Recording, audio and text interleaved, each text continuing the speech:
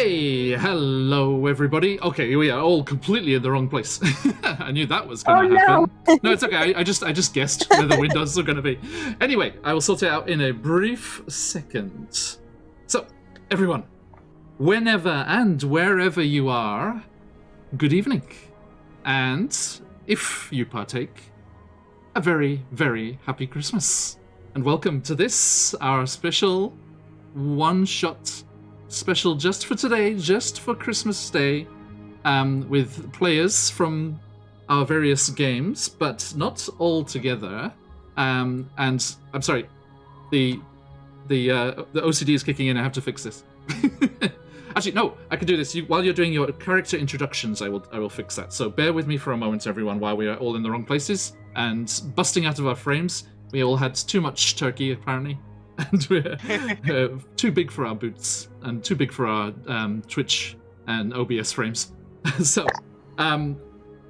this is, as I said, our one-shot, and we have our usual players, most of our usual players from... Hello from Daytona. Hey, how you doing? Nice. I know. A couple of other Floridians knocking around here. Hey, thank you for the follow. Happy Christmas. Yay! Excellent, Electrodon. You know that guy. You know all Floridians on this stream. Which is, that kind of makes sense. It makes sense. Thank you, Poppy, 1971. That's our puppy. That's our dad. Okay, you guys are super loud. Uh-oh. Hey, puppy. Did you show him the video with the "Hey, adventures around the world"? Oh yeah, he loved it. He's like, I'm famous now. Yep, yeah. Dylan's here as well. Hey, happy Christmas again, Dylan. Another Floridian. We're just sick with Floridians all over the place here. All over the place. Cheers, puppy. I feel strange calling him puppy.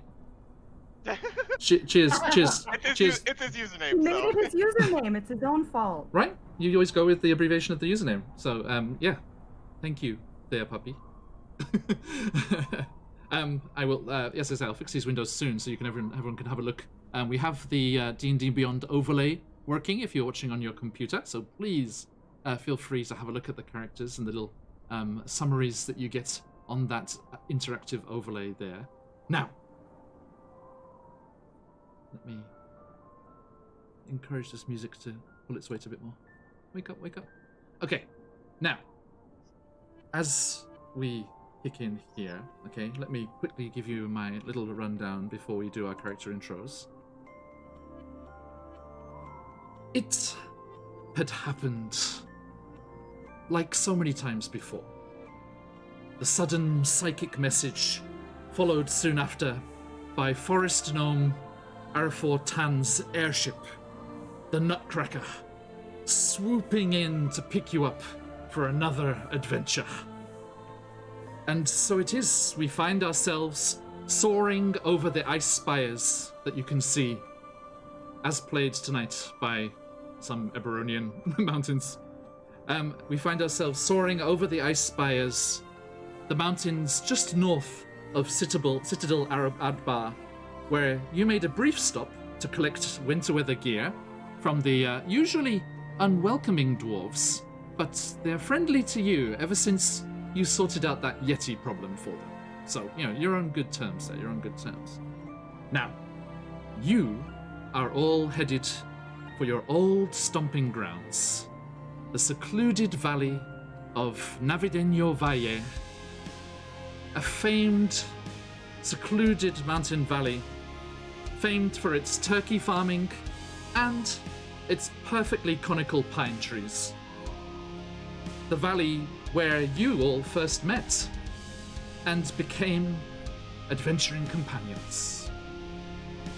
In the story, this is a one-shot, so this is the first time that all of these players have played together, and the first outing for these characters. So, I should pass you over to them whilst I shift people around. We're going to play musical chairs, so please excuse the slight unruliness for a second. But let's go. Ladies first, top right as it stands, not for much longer. Soon to be bottom right. Stephanie, please Yay! introduce us to your character, and I will bring the music down a bit for you. Chill. Okay, go for it.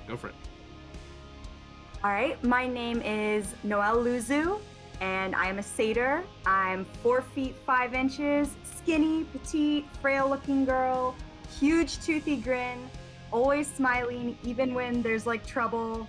She looks very impish even when there's trouble. Brown curly hair that's like really long but pulled back to where it almost touches her satyr tail. And yeah, that's me.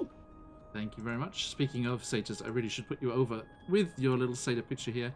I'm glad we were on the same page. I had to make the token before you picked an image, and we picked the same one, of course. You actually made me change my entire thing because I loved it so much. I mean, it worked out awesome. Is there any other image to use? Come on, I ask you. Okay, so having shifted places, and now up in that top corner, let's go next with Josh. Well, we have a servant barbarian. For those that aren't aware, servant are sort of like deer people.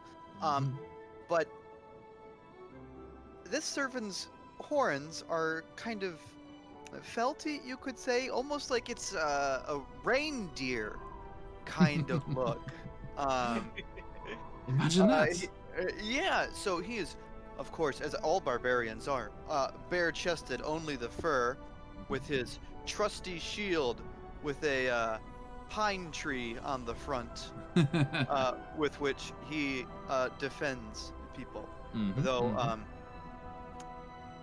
he unfortunately was the subject of all of the reindeer games, so he is quite used to being hit.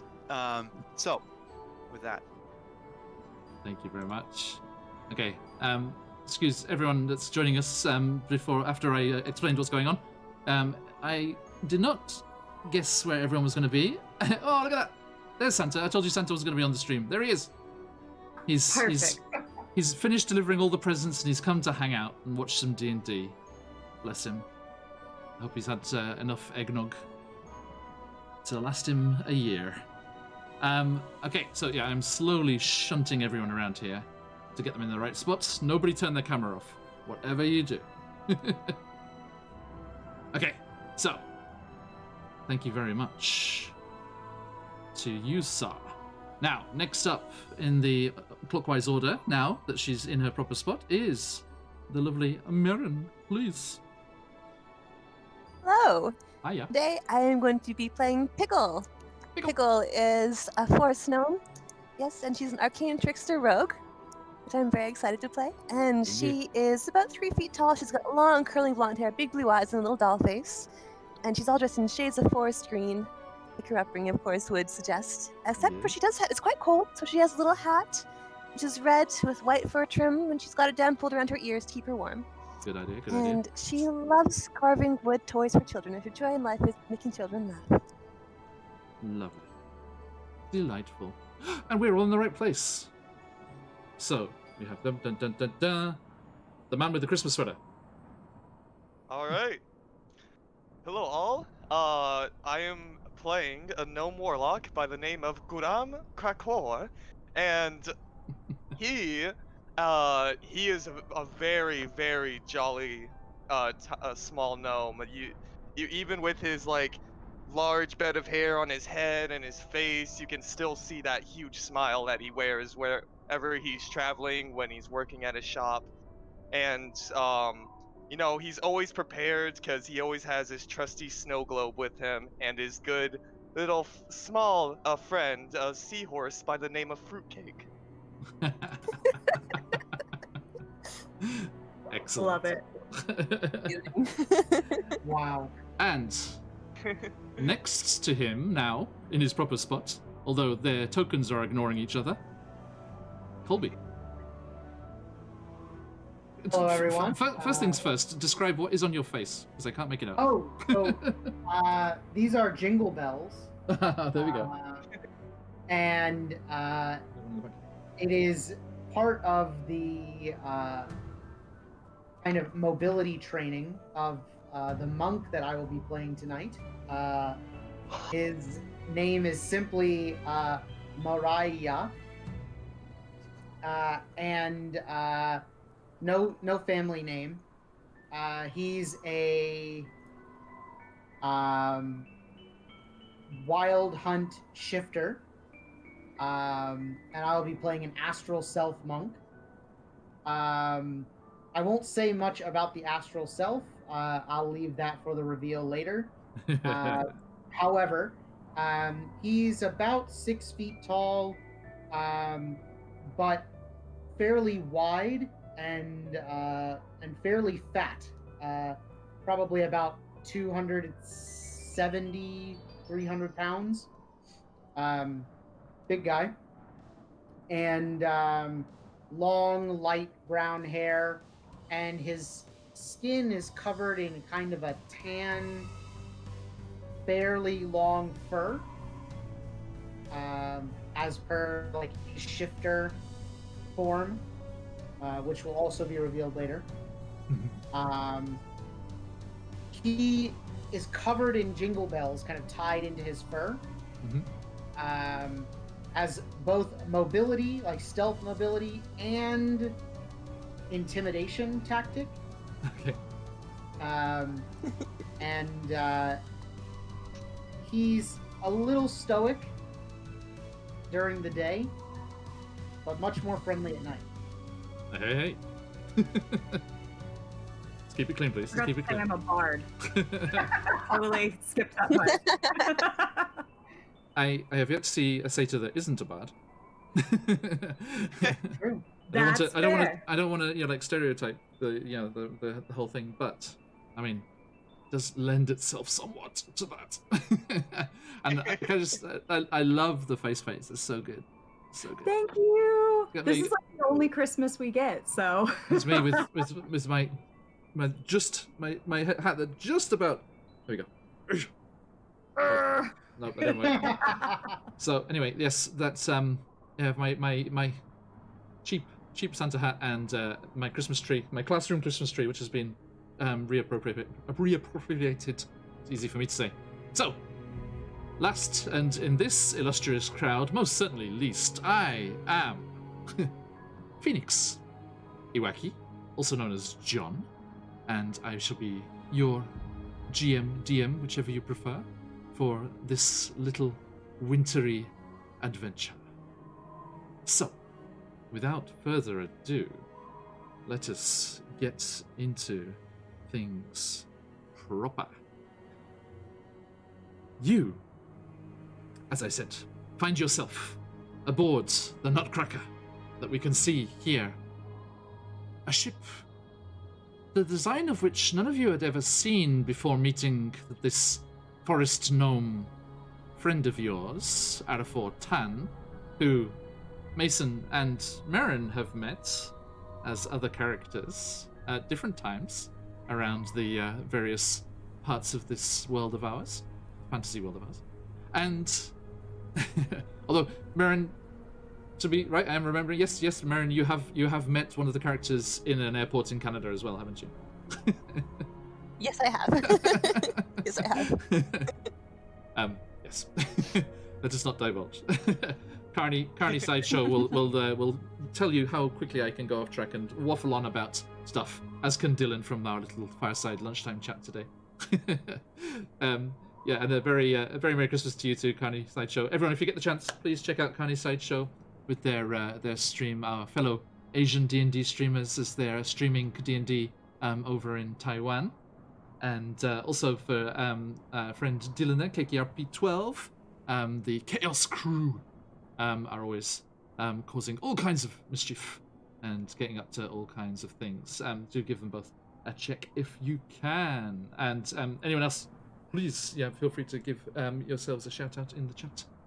Let's just spread the Christmas joy across all of the channels and streams and everything.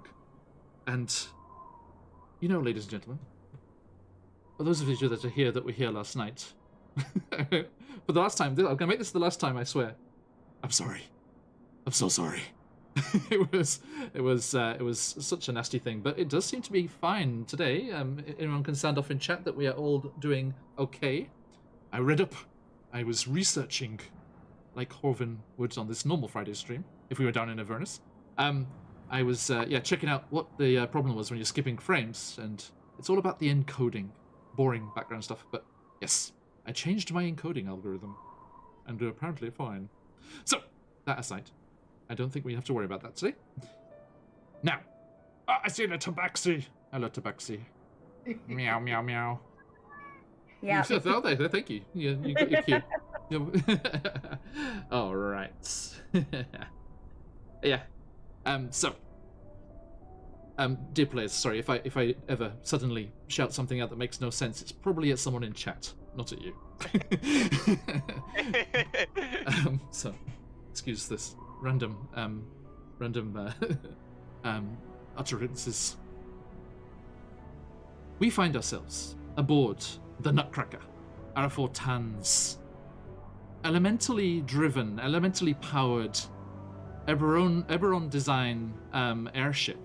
You've seen airships around the Sword Coast. Acquisitions Incorporated runs a fleet of a few of them up and down the place, making themselves well known and advertising on the side as bigly. Well, God, I don't like the person who says that usually. Normally, as large as they can in nice bold letters up on the side of their hot air balloon kind of style airships. But this design was first introduced to you by this forest gnome friend of yours, and he has brought you together once more in the stateroom on the foredeck of this airship as you're passing over these spectacular mountains, heading for the secluded valley of Navadeño Valle. And he bids you all take a seat as you're all coming out of the cold from admiring the view. And he wants to, he's going to tell you what's going on. And yes, that's true, Dylan. Now, you all sit down, and he remains standing so as to keep his head above the table, at the head of the table, and he smiles around broadly here. He's like, I thank you all. I thank you all for coming together at such sudden notice. I know that you wanted to help out your old friends up in the valley, and I'm so happy that you're all here. And you're all keeping well? Everyone okay? No nasty death saves recently? So great. Oh, good. Have you been well? You all been well? Yeah, I'm good as ever. Oh, splendid. Now, I wish I could say the same for the folk up in the valley, but it's not the case. And I'm afraid it's not only those in the village that you know already. There are folk there that you didn't meet during your time in the valley. The forest folk. The creatures hidden away, who I've had dealings with, and they're lovely. But it is them and the village folk, both together, that have been targeted by raids, vicious raids, leading up to the winter solstice that's coming up tomorrow. And I'm afraid we've got a hag problem. There is a particularly nasty, crotchety old hag that has taken root up in one of the high mountain passes, up in a cave system. She calls herself Sugar Plum Mary, and her minions have been leading raids down into the valley, both into the village and into the villages in the forest of the forest folk. And I received word just recently, when I went by to check how they were doing with the winter coming in so hard and fast this year. But both in the main settlements and up in the Aliamite village, they both had vital things stolen, but the Alliamites more than any of the others. The village lost their entire stock of turkey. All of the turkey was stolen from them, and right before the winter solstice as well. Oh, we lost Mern. She's She's switching switching. to her phone. Yeah. Okay. We'll just leave it disjointed like this until she jumps back in, and that should put us back in the same spot. And yes, the village was raided, and all of their turkey were taken, and we're worried. We're worried that they're going to be charging in there, and they're going to be butchering them and eating all of them for the winter solstice, leaving the valley with nothing. And you know how much they rely on that industry, and how much they love their feathery friends. And as I said, they might have got off easy, because worse than that, the Alliamites lost their guardian, Tio, the treant. He was kidnapped and taken away from them. I'm worried that there's... I've heard in my travels and in my researches, in my readings, that turkeys and other meats roasted under a fire of treant wood is just the kind of delicacy that these kind of hags and these foul creatures just love, and they can't get enough of. And I'm so worried they're gonna cut up poor Tio and use him for firewood. And the final straw, they stole and kidnapped away all of the Alliamites that are in their prime. They're going to use them. They're going to use them for seasoning. We have to get up This there. is horrible. I know. Look, it's going to be okay. You've helped the valley before. You've helped so many people before. I'm going to take you up there. I'm going to take you to Ael first. Ael is the head of the Alliamite village. He will let you know what's going on properly and catch you up with the latest. And then I'll fly you up as far as I can, but there's nowhere to land safely before the mountain pass, and I can't land there without Sugar Plum Mary finding out that we're coming. So I'll drop you in. You'll have to make the rest of the way on foot, and I need you to get in there. Rescue Tio, the treant. Rescue the Alliamites. And don't worry about the turkey.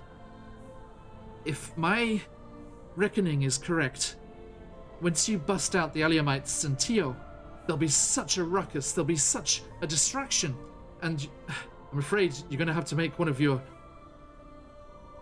trademark great escapes, because they're going to be after you something rotten. They're going to come on down on you like a ton of stones, and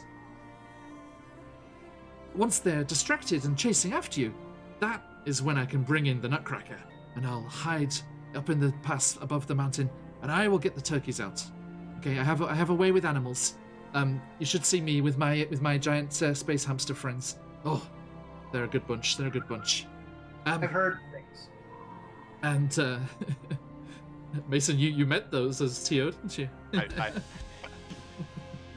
Sorry, it's Theo. Tio is the one in trouble here. I knew I was going to mix those up. Teo, I think it's Teo. It's a bit better, a little better. Now, cause the destruction. Get those innocents out of there.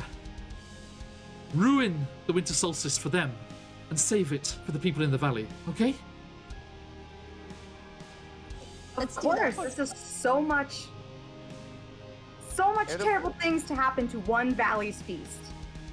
Therefore, your plans sound exquisite, as I would say, and during this adventure I would love to perhaps come across one of their turkeys. I would love to use that turkey for new flavor of ice cream. Ice cream? It's okay, it's okay. You haven't gone by the shop recently. It's been Clearly. quite popular. Okay. Well, from one gnome to another, I trust your judgment on this one, and I'll be happy to give it a taste. Dude. Okay. Now, yes, everyone, just yes, feel free to catch up amongst yourselves and just wait here out of the cold. I'll go and give the elemental a word on where we need to be headed. I can't believe that back in Eberron they enslaved the elementals to power these things. All I had to do was ask nicely. And he bustles out of the stateroom and goes off up to the flight deck and leaves the five of you. Oh my goodness. This I is can't A lot of things believe- happening at once. yes. Say again, Pickle? There's so many things happening. That's so much for one small valley. I feel terrible that their festival's ruined. That's the worst. We Of can't let that course. happen. This is going to be a toothsome adventure, indeed. There's a few things I need to get. Hold on. And you see, as he's holding his snow globe, poof, he disappears, and the snow globe falls to the floor. Poof. Okay, I got my stuff now. I think I'm ready. What stuff Hey, did this you is get? Where did shopping. you go? Well, in my snow globe, of course. This is my little home, as you say. What? You know I was a genie all these years. This time you knew me, right? Yes, but I didn't realize. Was it a snow globe always? Yes, of course. As he says that, the flakes of snow in the snow globe start to whirl and churn around inside the see-through dome, and then erupting up out of the snow globe comes this large genie. He's like, boss. What do you mean you're the genie? I'm the bloody genie. I do all the work, you take all the credit. Yeah, I know. Hold on. Is You that gave- true? That's not Just them. very nice. Hey, Arashi. He gave me genie powers, and then that makes me a genie, right? I have genie powers. You wish. Oh, yeah, well, you do quite regularly. Yeah. Oh, yeah, yes, of course. I mean, that. Well, you're right. I can't grant wishes like you quite yet. Yet, Maybe I will. Yeah. I'd like to see you try. I will. Woo! I like a challenge. All right. I believe in you. Thank you. Any of you lot, can you try and convince him to give me to someone else? What are you talking about? You help with my stand. Have you, you know, we've been making ice cream all these years. You... Oh yeah, sorry. He disappears into the snow globe again, and he comes up with he's got like that kind of like 1950s ice cream van, like pastel pink jacket and little hat on top. He's like, yes, boss. Sorry, I forgot my uniform. Ah, thank you. Ah, you look so delightful. Ah, thank you. Yes, well, Well- not as delightful as the flavor sensations that you have on offer. Please do Everyone not. come. Selling it. Everyone come by for a Gordon Kokoro ice cream. Start playing my harp. I'm working on it. Actually, I could use some ice cream. That does sound. Can I have some ice cream too? Coming right up. Mariah starts to kind of catches himself in a laugh and ha. Raya, it's okay to show some joy. You don't have to be so strict all the time. Come on, loosen up. Well, We're here to save a festival, not save a funeral. Sure. However, it's a rather somber occasion, and I don't know how comfortable I am. How can I say? Partaking in such comedy. Well, this is no better time. This is such a serious time, and there's so many problems. I think we should take time to enjoy ice cream when we can. Of course. If, you know, when we save them, we're gonna do our best, and with a smile, of course, because if we do it with a smile, I'm sure they won't be scared. Well, Would they be scared if we I- don't smile? I guess I can't argue with that. And Mariah will kind of shift in his seat, and something falls out of his pocket, and he leans down to pick it up, and this kind of leather, like, it looks almost like a crown, like a New Year's party hat, with some beads on it, falls off of his head, and he sing the song again. Do it again. The genie's not there. He's gone to get ice cream. Make him sing the song. Well, oh, that'd be so mean. He already sang it earlier. I think he felt embarrassed. Okay. Voice. Okay. Fair enough. And as you're talking about that, there is a whoosh up again as the genie comes back. And he's got like a little tray with the holes in the top, and it's got like five cornetto cones in there of varying colors. He's like, I'm sorry, the boss is making new flavors pretty much every day. I've lost track. Help yourself. Thank you. Of course. One of them is my secret holiday Holophant surprise. Oh, I hope you like it. It's quite new. It's a gladly. surprise. So one of us gets it, but we don't know who gets it. That's correct.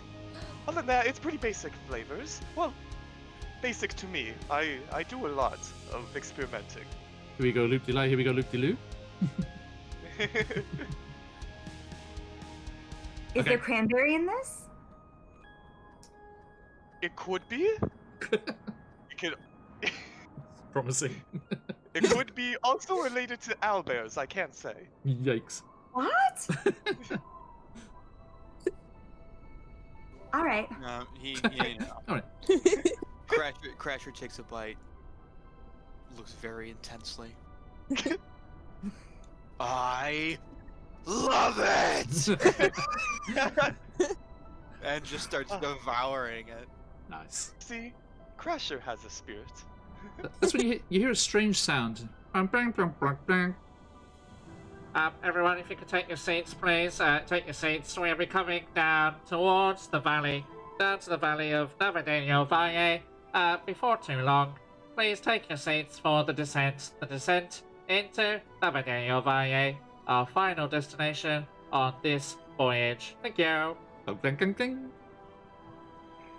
As Noelle takes her seat, she puts on this very long to her satyr knees cloak that's like this really, really deep red that has all these patches on it that are like green presents and candy canes and stuff, and she slips into that.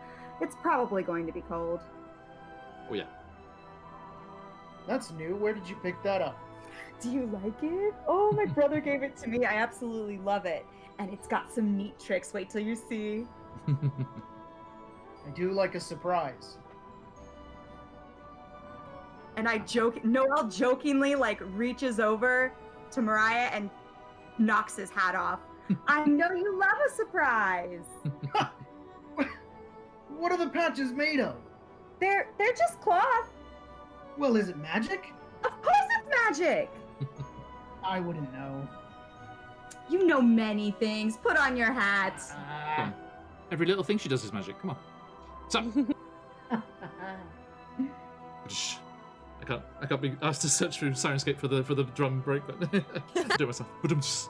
Okay, so you do feel a slight lurch in your stomach as the airship starts to descend towards the jagged mountains, and you see, as you're all kind of peering out of the windows towards the front, the first glimpse you get, and you always love this first sight you get as you're coming back to the valley where you first met, and you see the valley floor laying out below, and you see the village where you've spent so much time, the inn where you've spent so many nights, and the people that you've helped with so many things. But it disappears under the ship as the ship goes by and heads up further towards the more rugged, wild end of the valley, where the forest shoulders in from the mountainsides and gathering around the edges of the valley and filling the floor with this carpet of thick pine trees. The vessel touches down in a clearing in the forest, not on the edge of the forest, goes actually over into the forest and down into a clearing.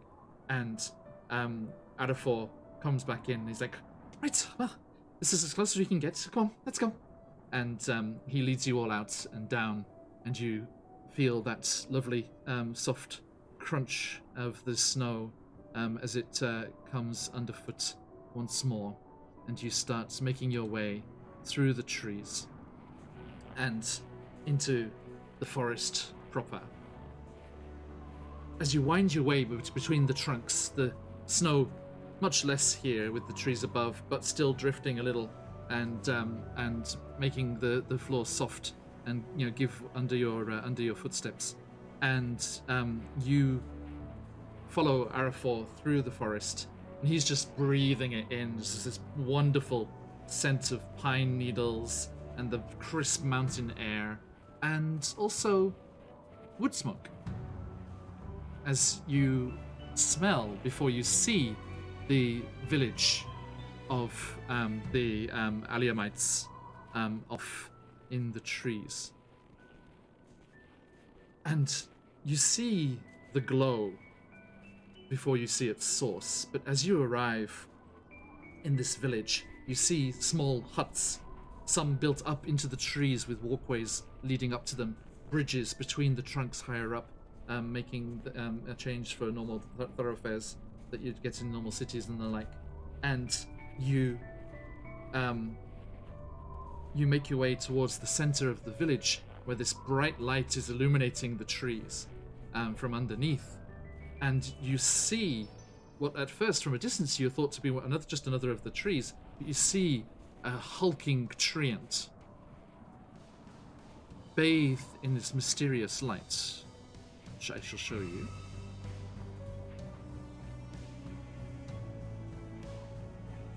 Yeah. And as you get closer, you see other figures gathered around from the woodland area. All of the forest folk have come together this time of tragedy. You see creatures.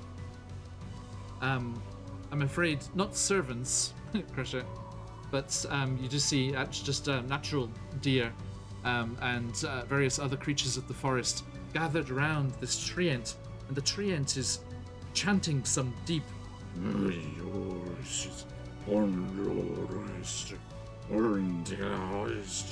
under his breath as this magic is conjured in front of him, and you can see various druid-looking folk who have come from out of the forest to the Aliamites' village in this time.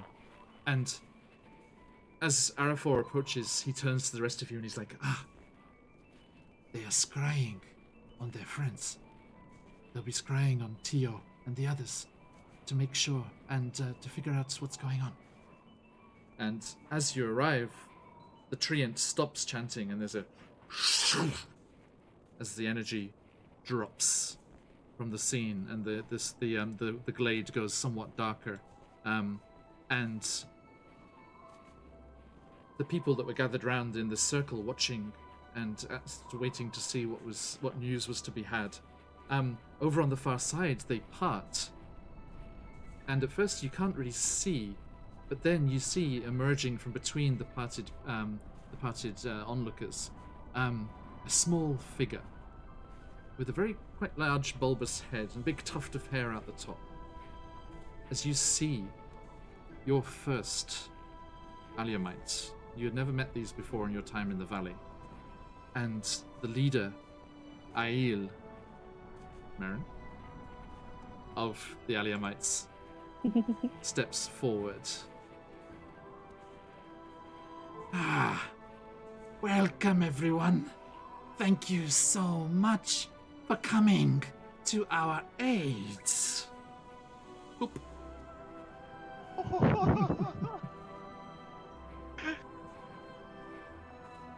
Oh, he's so cute. Oh, I love him. wow. Oh my god. I want to hug him. That's so cool. Well, we all have gone through what he's smelling, right? Oh my god. Am I pronouncing that right, Amazing. Marin? Aye. Aye. Just close enough. Okay, sorry. It's been a long time since I spoke French. Me too, I honestly. studied French. Yes, as Aiel comes forward, he's like, yes, thank you all. Thank you all for coming in our time of need. It is a pleasure. Arafor has told us of your deeds in the lower valley, and we are glad that you would also come in times of need for the upper valley too.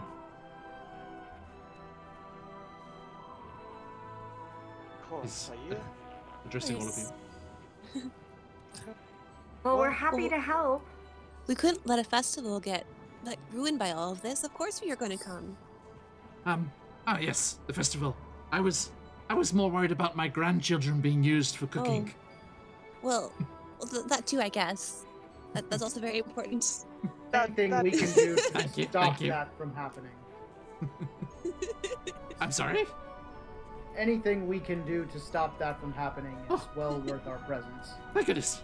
This little one was speaking. I thought you said there's nothing you could do. Oh, Ha! I'm sorry, but of course, all of the Aliamites that have been taken, they need your aid. And for my own sake, my own niece, little Clara has been taken. That's terrible. Well, we'll get her back and she can have fun with turkeys and festivals. It'll be great. Yeah. I thank you. I thank you. Well, what is it there? What did you find? And the treant slowly kind of lumbers over, towering above all of you. Much more so over than the Aliamite leader here, little Aiel. Yeah.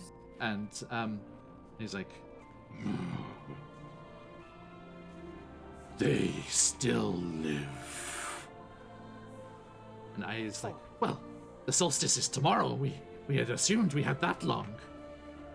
I can confirm they still live. Ah, okay. Splendid.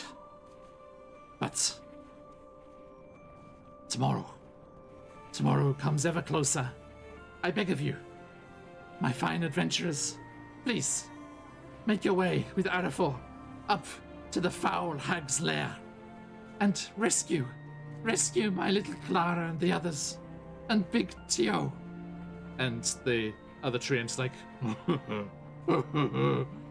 Tio. Oh, don't course. cry.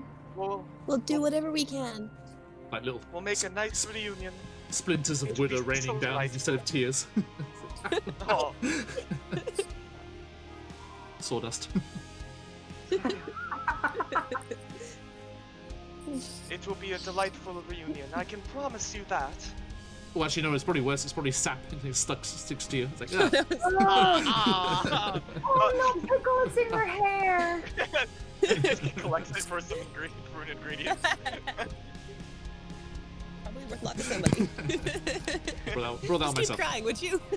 Brought that on myself and your next customers, whoever they are. Okay.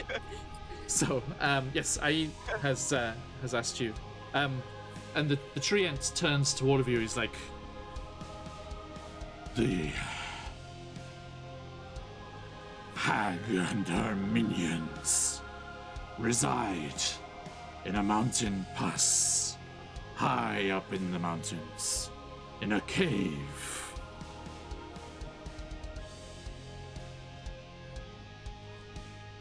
You know the name of the pass?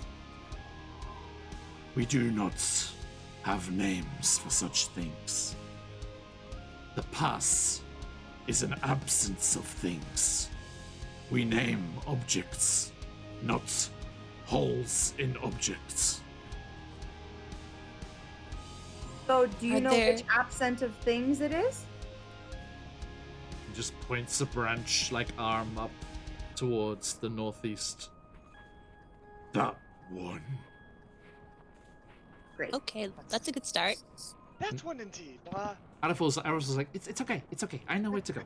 Okay. That's good. Yes, they have a very deep connection to the land in their immediate surroundings. So, I thank you, Aiel. And don't worry, They will do their best. I've worked with them before. They're all fine people. And, Everybody pose for the band album cover.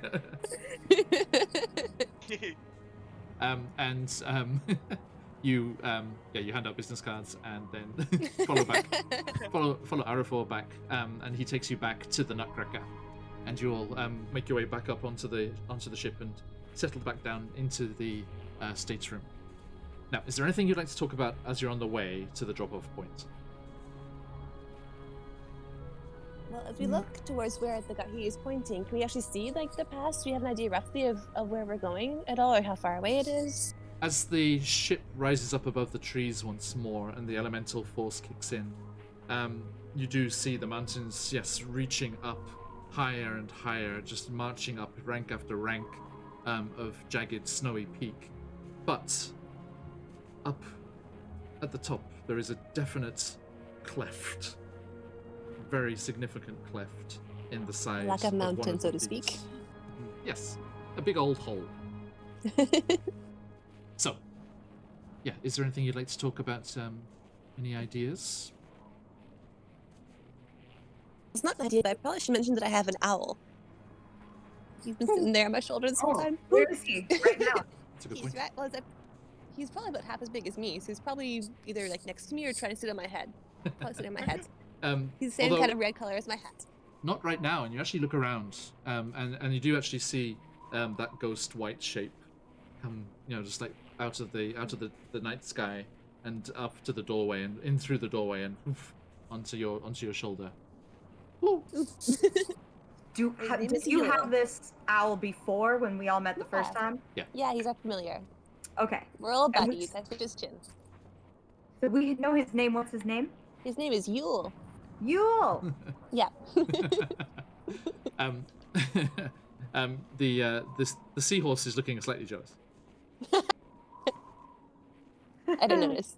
He's like, and by the way, the seahorse, like, you know how like seahorses like kind of glide around you, the little fins on their backs. It's doing that in the air, just around. Oh, that's really cool. Around Guram. Okay. It definitely does a couple of laps as the owl swoops in, just to it's like, I'm here too.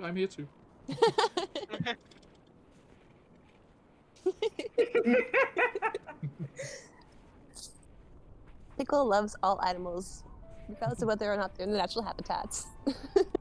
Now, I've played a few characters with you, Marin, and I think it's pretty safe to say that Marin loves all animals. This is also true. Right? Yes. Okay, Yep. just He double loves horses. Yes. Sounds like, let's be real. Even, Okay. even though fruitcake isn't in its natural environment, you're still fun with that at least, right? Yes, absolutely. He's a beautiful creature. Yes, he is. Nods emphatically. Damn straight, he says in his head. Nobody to hear. Now, your ship is climbing up further and further. The trees become more and more sparse as you head up, and then you feel that descent again. And then that door where the owl just came swooping in, there's a red light over the top. And then it just suddenly starts flashing, and then goes green. Is that a good sign? Quite bright. Nobody's colorblind here, right? We all noticed that? Yeah. Does- Do we leave now? Do you just jump? Like, Arafor comes in. He's like, oh, good, you're still here. Sorry, yeah, I forgot to say about that. It's faulty, and he gives it a punch, and it goes back to red. And he's like, I'm sorry. The last lot we had in here, that turned green, and for some reason they all just jumped off the edge of the ship. I don't know what they were thinking. Oh my goodness. Oh that no. seems quite rash. It's okay. There was a very big snowdrift underneath. Okay, well that's good. Okay. Thank you for not doing the same. The snow is a bit sparser up here. The wind There are a tends lot to of rocks keep down it there too. blowing. There are. Be careful. And the ship sinks down, and you feel that slight soft crunch as the runners go into the snow, and then the steps are unfurled, and you make your way off the ship. And Arafor from the top of the steps, he's like waving you off. He's like, I'll be keeping an eye. Don't worry. And as soon as you create that distraction, I'll get those turkeys out of there. Don't you worry. Save the turkeys! Please. Thank you, Thor. I shall. And let me bring you over to this. Sorry, Gardicle, off you go. Cool. Your time with us is short, but And so impactful. As we see here, Mhm. you head off and disembark from the Nutcracker and head into the trees and start to make your way up the hillside towards this lack of mountain. Which is the new word for mountain pass now, forever. Works for me. Everyone, this is going to be quite the flavorful adventure indeed, so I hope we're all prepared and let us be safe through these travels. Well, if it means more ice cream flavors, I'm all for it. Of course. Many more to flavor. come. And I Pickle, already started working on my triple truffle tree and trifecta. Sounds amazing. now, Pickle, there's a slight lurch on your shoulder as Yule like thrusts off and ghosts off into the trees.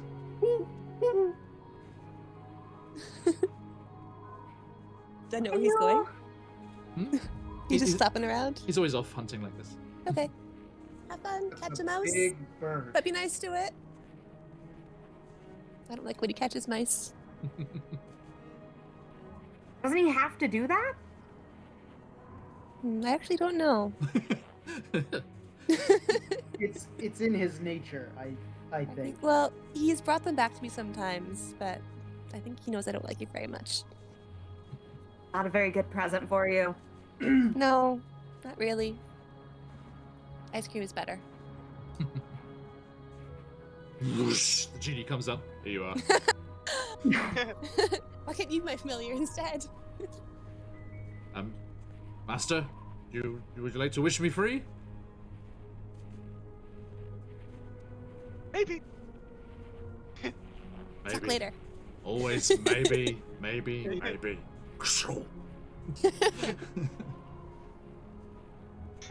And Listen, yes. When you sorry. say you want to expand the shop, I'll be fine. Now, you make your way amongst these snow monster type trees that you get like up in Yamagata, up in I was Zao just thinking, and stuff, right? thank you, Hyo. Yeah. Yeah. Most of us are in Japan, or have been in Japan, however briefly, for Mason there. But yes, you climb up the mountainside. Now, how are you proceeding here? I'm not slowly? stealthy. I'm like plucking my harp and going up the mountain until someone tells me to shush. Yeah.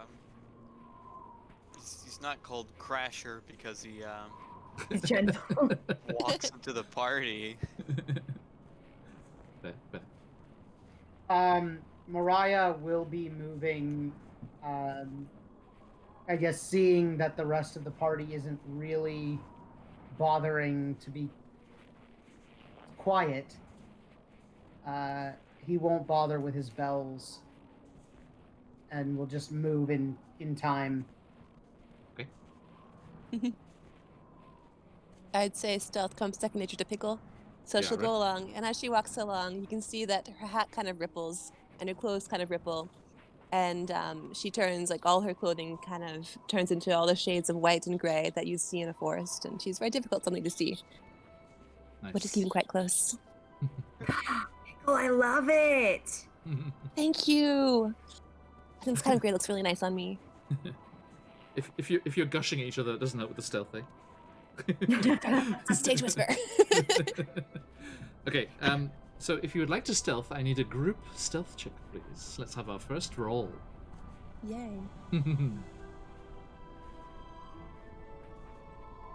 That's going to be a 25. Nice. 10. Okay. For doing it.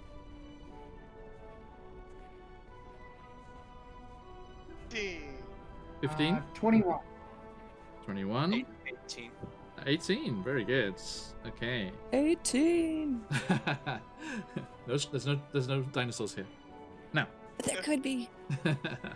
Okay, so yeah, that is a good group result there.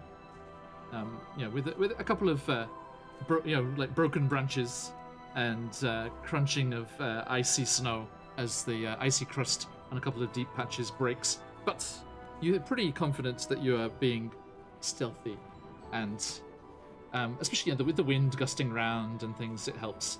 So you're fairly confident that you're doing okay. Now, as you continue up higher and higher, the trees thin out more and more, and you'll stop suddenly at one point when you start to hear a boom, boom, boom, boom, boom. No, Dylan, it is not a tree Rex. Oh. Start talking about dinosaurs just as I was about to make that sound effect. I was going to make the sound effect anyway. That was a scripted sound effect. Yes, you start to hear this large whomping sound, as if something very heavy, that is not a dinosaur, is clearly moving around further ahead. How close is it? Do you have any sense of how one of you see it? Tricky with the wind and like the mountain sides crowding around you. Well, if you want, I could probably call Yule back and he could check it out for us, and we could see what he finds out. Yeah, that sounds a lot bigger than us. Even Crasher. Crasher's Yeah. pretty big. Is mostly the horns. Okay, well, in that case, maybe I'll try and call Yule back. Might take him a little while to get here, but maybe he can help us see what's going on. So, how do you do that? I assume he's within 100 feet of me? Maybe. Well, I'll try, and if he's not responding, then I guess he's off. Mm-hmm. Doing owl Telepathically? Yes. Yep. So you just reach out and trying to call him back, and then Yeah. and he's on your shoulder. Just boom. There. Hoot. Oh wow, that's fast. Great. Thanks. Can you go just look ahead and see what's going over there with that big foofy footprint sound that's going on? Please. Head turns around all the way. That's as far as I go. So, I cannot roleplay the owl more than that. It's okay. It's Nick okay. I John. cannot roleplay yes, not that way either. You're sacked.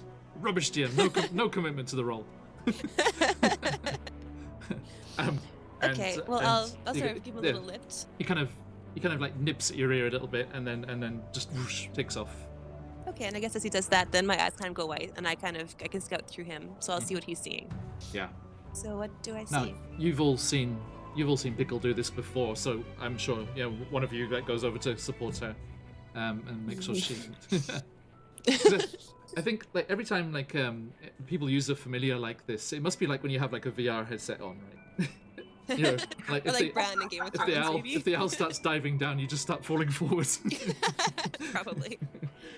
She's already probably hip deep in her snow, so she's probably gonna need some support anyways. Yeah, exactly. So so your vision goes white and then comes in again. Not much clearer as the owl is coasting through the lower clouds just above the trees and up above the mountain tops, and then it loops around. You get this amazing view back down the valley, and for an instant you make out the dim lights of that village you know so well, down far off in the lower valley, and then it curls around again and looks up towards the Lack of Mountain, and glides down and around, and as they get closer to the mountain pass where this cave is supposed to be, you don't quite believe your eyes, except your experience just recently in the village has kind of prepared you for this, but in a very different form to the treant you saw down in the village. You see giant coniferous tree-like entities stomping around, and at their side is what looks like a gargantuan snowman. But they're moving together, almost as if they're on patrol. And the tree is kind of like stomping across the ground, which is what you could hear, even back with your friends.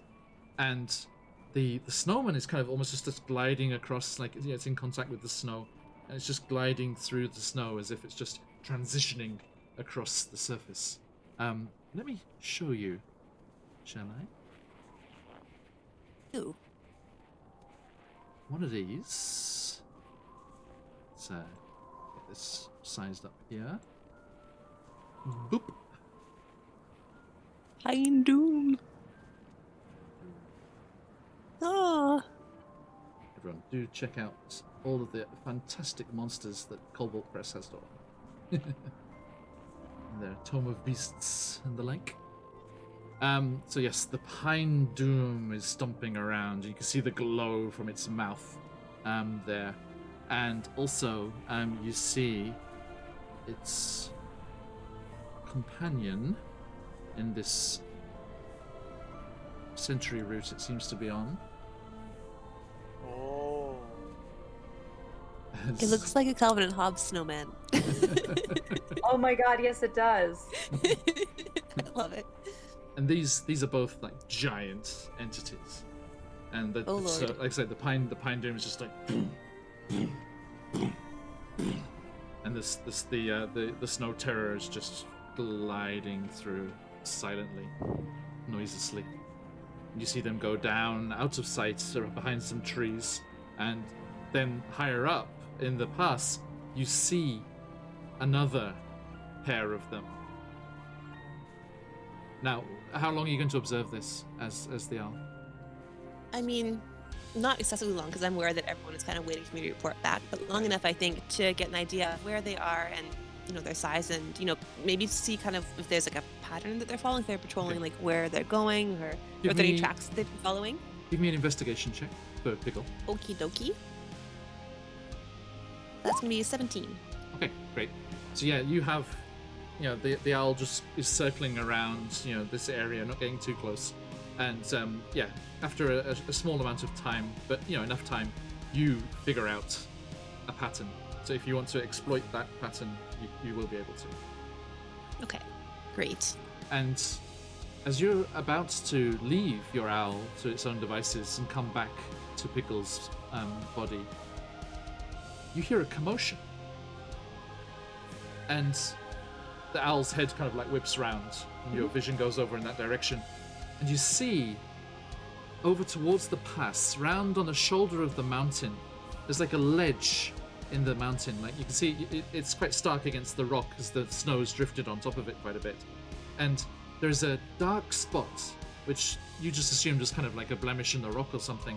But it seems like it's another cave mouth, different to the major one that's up in the pass. As you hear a commotion, and several small forms come dragging something, a big net of something, behind, and they say, and they heave it, and they upend the net, and just this large bundle of just stuff, just rubbish, and you know, just detritus just spills out of the net and falls down the cliff towards the forest floor below. So it seems that there is some sort of rubbish disposal spot here. Another possible point of entry. Very good to know. Mm. And then you're going to come back and tell everyone that? Yes. No, Arashi, it's not that he just wants a hug, he wants a hag. It's a hag. You spelled it wrong. He just wants a hag. Okay. So, Pickle goes and comes back to Ugh. you and tells you everything that she saw through the owl. Easy. Wow, that was a big snowman. It's Yes. terrible, incredible. I don't know how to describe it. It was an abomination, and the trees. I've never seen trees that it looked like Like you could ants? breathe fire. Yeah, What? well, they're like tree ants, but they're kind of pointier. I didn't like them very much. Anyways, and she'll relate what she saw Yeah. to the group. Okay. So you proceed forward, still going off that last stealth check. That's fine, and you come to the edge of the tree line, and you all see for yourselves as Bickle has you stay out of sight, and you see as you hear that boom, boom, boom, boom, get closer, and this huge, animated tree, and this huge snowman kind of figure come trawling around and then disappear off on the route that Bickle had seen before, that you have avoided.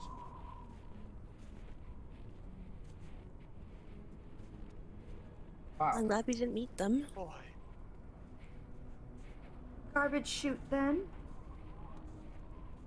I think we should try. Yes, that sounds like a plan indeed. And if all else fails, Crasher, be prepared to do what is entailed in your name, I suppose. We're all gonna have a good time. I'm gonna make sure of that. Splendid. Alright then. So, you continue, and you wait for an opportune moment.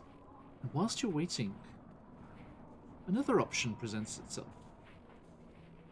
As darkness is coming closer and closer, and as the evening starts to come in on the mountains here, there is a distant whoosh and a flutter of thousands of wings, and you see a cloud of bats emerge up out of some hidden opening higher up the mountain as well, and they whoosh off up into the sky, like a murmur of starlings, just like up, undulating and changing shape as they all flitter out and go out further south, and further down into the valley, where there are bugs and stuff to be had, even in this winter conditions. So, there is the main entrance. There is the rubbish chute, or something up top.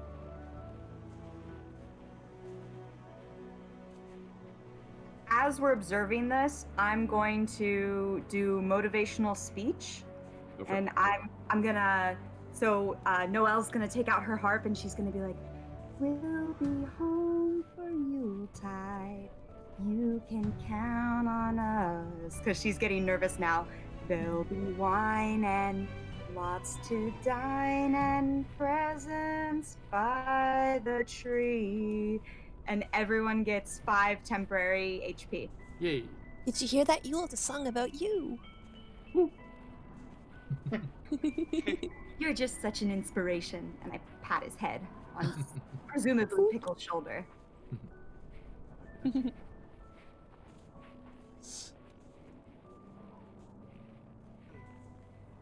Well, this seems to be a very big pass indeed.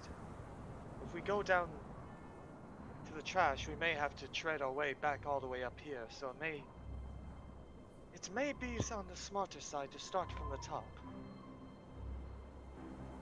I guess it Because- depends also on the size of the openings. I mean, we're little, we can circuit in anywhere. But for our bigger friends, it might be more difficult for them to not draw attention.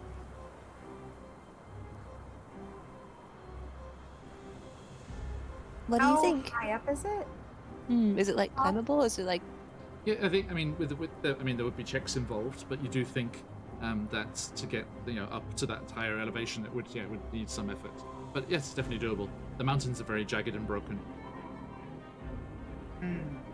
Well, I have like 3 ladder patches on this thing, so that could help. Absolutely. I got some ropes and things too. We could probably figure something out with that. It's true. I'll just climb it.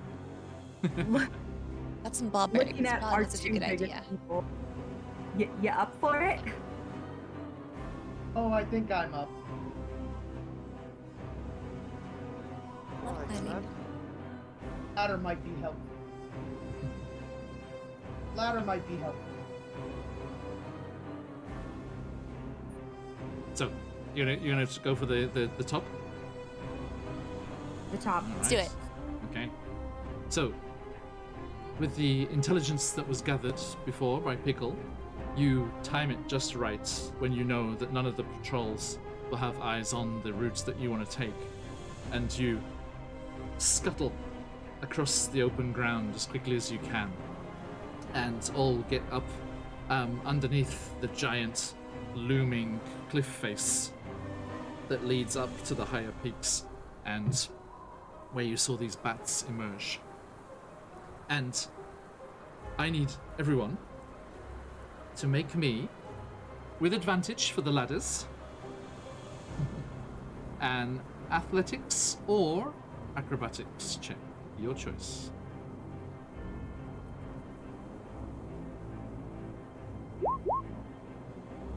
Will a 19 do it for you? Okay, 18 for me as well. okay. 18. Dirty 20. 18, 20. Nice. We That's are a one. limber bunch. Last but not least.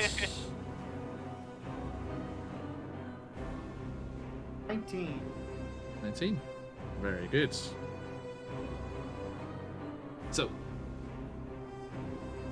you quickly make up the first part, no problem. You're just going up from shelf to shelf, little scramble up here. Crash is giving people a lift up, the smaller folk. I think Mouth patches, making Almost certainly. ladders. Pickle, your owl is like trying to pull you up, it's like just like flapping its wings, like Just like completely, the hair, something like this. completely ineffectively, yeah. But is Always trying so hard. hauling you up there, and you make it up the first part fairly easily. As you get up onto the cliff proper, you find that it becomes much harder going, but that's when our other Yule, right, Steph, it is Yule, isn't it? I'm Noelle. Noelle, sorry, I got that wrong. No, I changed. Oh, okay. I'm glad I did. It worked out. Yeah, right. Me too. So yeah, when you get to this point, you're like, oh crap, what are we gonna do? And then Noelle's like, ah. And would you like to describe how that works? Wait.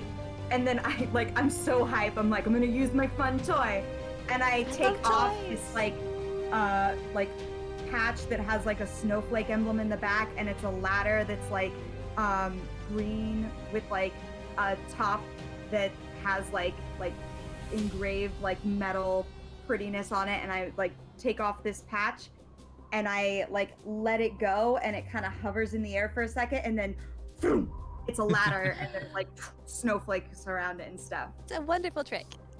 Nice. Wow. I know. Okay. So you Delightful. yeah, you hold that for each other, and you use the ladder to circumvent any large barren faces of rock where you can't easily scamper up yourselves. And it's slow going, it takes a while, but you get up further and further, and you remember well enough where you found where you saw the bats emerging. And indeed, as you get to that section of the mountain, you find a crevice between two shoulders of jagged rock coming down towards the cliff face, and in the back of that space, there is an opening that is wide enough, even for Crasher to get into. Look, a mountain pass. Perfect. In absence go. of mountain. Yeah, Exactly what we weren't looking for. precisely. So down then, So you're gonna right? make your way into, to the place. It starts off as like a tunnel. And it leads into the mountain itself. Now, does everyone have dark vision? I do for I do. once. Is that a no? Gudam is Pressure? quite proficient in dark vision. Nope. Okay. I don't think servants have it. No. So those without, what are you doing?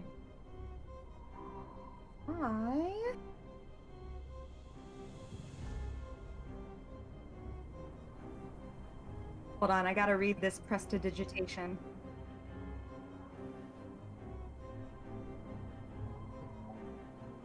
I'm gonna take out a torch and light it with my prestidigitation. Just like, Okay, Good enough for me. indeed. So, yes, this torchlight kind of reflects back at you somewhat as parts of the tunnel interior are iced over as some of the snow has melted in the midday heat for what it's worth, and trickles of water have come down and then refrozen as the night has approached, and you make your way down this glistening, this way into the mountain itself. And as you're edging forward, the space opens up, and you find yourselves on a ledge right near the top of a truly gigantic cavern. And looking down, Crasher, you can extinguish that torch before it gets spotted, because there is a glow. A glow emanating from the floor of the cavern. And you all look, and Crasher, you see something very similar to yourself, but again, walking on all fours. You see a herd, a large herd of reindeer. But these are no ordinary reindeer. They are the ones that are local to this region and up in Icewind Dale as well. As you see these magnificent creatures in a large herd corralled on the floor of this cavern. What? do you know them? They your friends? Are you related? Hold on, let me ask real quick. Hey, are they with us? I don't really know. We don't know. Well, thanks for asking. Whoever you asked. I didn't realize you had friends with you. Oh, I picked them up since last we met. She waves over your shoulder. Hi. Oh, hi. So yeah, not all of them all the time, as you can see in the picture, but this huge herd of reindeer, their antlers are intermittently illuminating, glowing. Just a slow glow just comes up, and this bluish, ethereal light emanates from the antlers, and then after a time it dies down again. But there's enough of them that there is a constant glow, and it kind of undulates softly, like bioluminescence on ocean waves almost, as the antlers glow and then go out again around throughout the herd as they're inside this corralled area of this large settlement camp. It's clear to those of you that use magic that some kind of magic has been used to shift and shape the stone of the interior, maybe making use of some large stalactites or mites that were here, and the shape of the cavern has been shifted and changed, and buildings have been erected on the floor of this huge space. And then up above all of it, fairly close to the height of you all, is a larger structure, which is clearly overseeing this whole area and brooding over the whole lot. And I shall show you what you can see. Grom, I've got your next big thing. Glowing ice cream. Now, it's not Can you imagine? it's not from the level you're at, it's from floor level, but here we are. Ooh. Okay. So you find yourselves up on this ledge looking down over this whole scene, and that glow there, you see the corral of reindeer is over behind that rise there, and that's just rising up, and the steam, the steam that you can see in the picture there, that's the steam just coming off their bodies, which kind of is reassuring to you all. You know that they are natural reindeer. They just have this effect with their antlers that, again, you've heard of around these parts and further north, above the Spine of the World mountains as well. Now, Yeah, I don't think we can do that. I don't think they would. I wish Someday. mine did that. Antler envy. Can I prestidigitate on your horns, make them sparkle a little bit? Why wouldn't you do that? It's a fantastic idea. Thanks, I would Connie. do that. Happy Christmas, mate. Three horns. Okay, so we are about to enter a skill challenge. Dun dun dun. As you make your way through this complex, there will be several hurdles, obstacles to overcome. When each of them presents itself, one of you will be able to deal with it. And once you have had a go at dealing with a situation, that is your turn. Done. So think wisely who is best suited of all your various tricks and skills and things up your sleeves. What is going to be best for each of these situations? Now, the ledge you are on winds down the edge of this cavern in an uneven, broken kind of fissure running down the edge, down towards a clump of these buildings that you can see on the edge of the picture.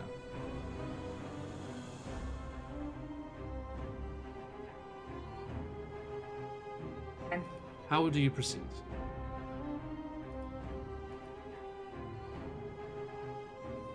shall we go? With rope, of course. A good idea. I pull off Okay. a patch and I get this huge, like, garland of tinsel. So sparkly. Quite useful indeed, Noelle. Thank you. Here, you can have one. And I pull off the other tinsel rope patch and I'm like, You too. and I hand it to Grom. Oh, why thank you. You're welcome. All right. So you start to make your way gingerly, like so many snaps. And the first problem that we find ourselves with here is a large section of the walkway has collapsed. And you can see just this boulder field, just this strewn rubble and broken rock where the some sort of activity, or like be it geological or otherwise, has just destroyed this section of the ledge. And the ledge continues beyond, but it's too far to jump for a regular folk. And the way down is still too high for any of your tinsel ropes or otherwise to make the distance. I have, hold on, Mirthful please. Leaps, which, whenever you make a long or high jump, you can roll a d8 and add the number rolled to the number of feet you cover. I don't know that would help at all. Pretty cool though. Yeah, my speed is 35 feet. I guess it's only 1 foot per whatever, so if it's 8, it's 8 feet, so that doesn't really help. Never mind. But it is mirthful. Well, So there's that. you all believe that trash chute made an easy passage down there? I'm just gonna go back. Psh. Probably easier than this, but I already used all my ladders, and we used my rope. We still have the rope. It's just not getting it across. We could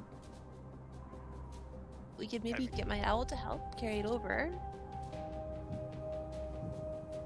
Crusher, you Carry gonna, that you gonna say Crusher? Bet you I can make that jump. What is your jumping skill like, sir? I mean, his base move speed is 40 feet.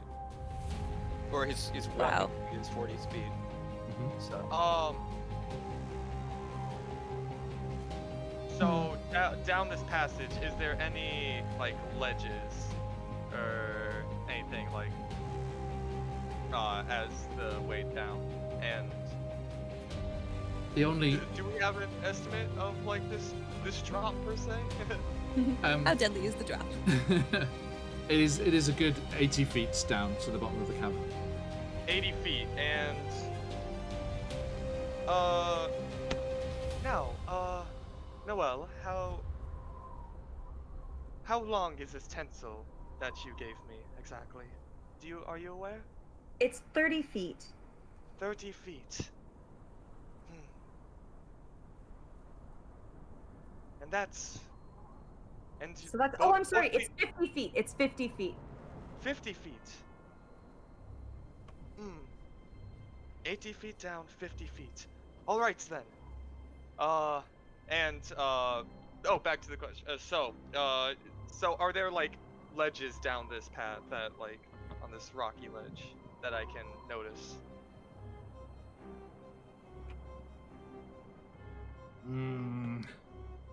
Give me a perception check. Perception. Okay. Mhm. What's your strength score, Crusher? it's not high. It's 13. Okay. Come on. Shit. 3. That's gonna be a 3.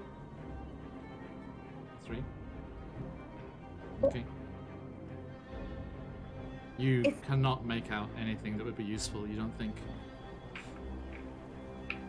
Now, Noel, what's your strength score? It is not good. 0. No, score. 10. 10. Okay. The gap is 15 feet. A 10 plus a d8 may get you across. Ooh, I'm about to die early. Can we help you at all? Noel. Okay. So the gap's 15 feet. Crasher. And he grabs a tinsel. Hold this end, okay? Hold this end for me. Okay. And Godam is gonna grab the other end. And he's like, okay.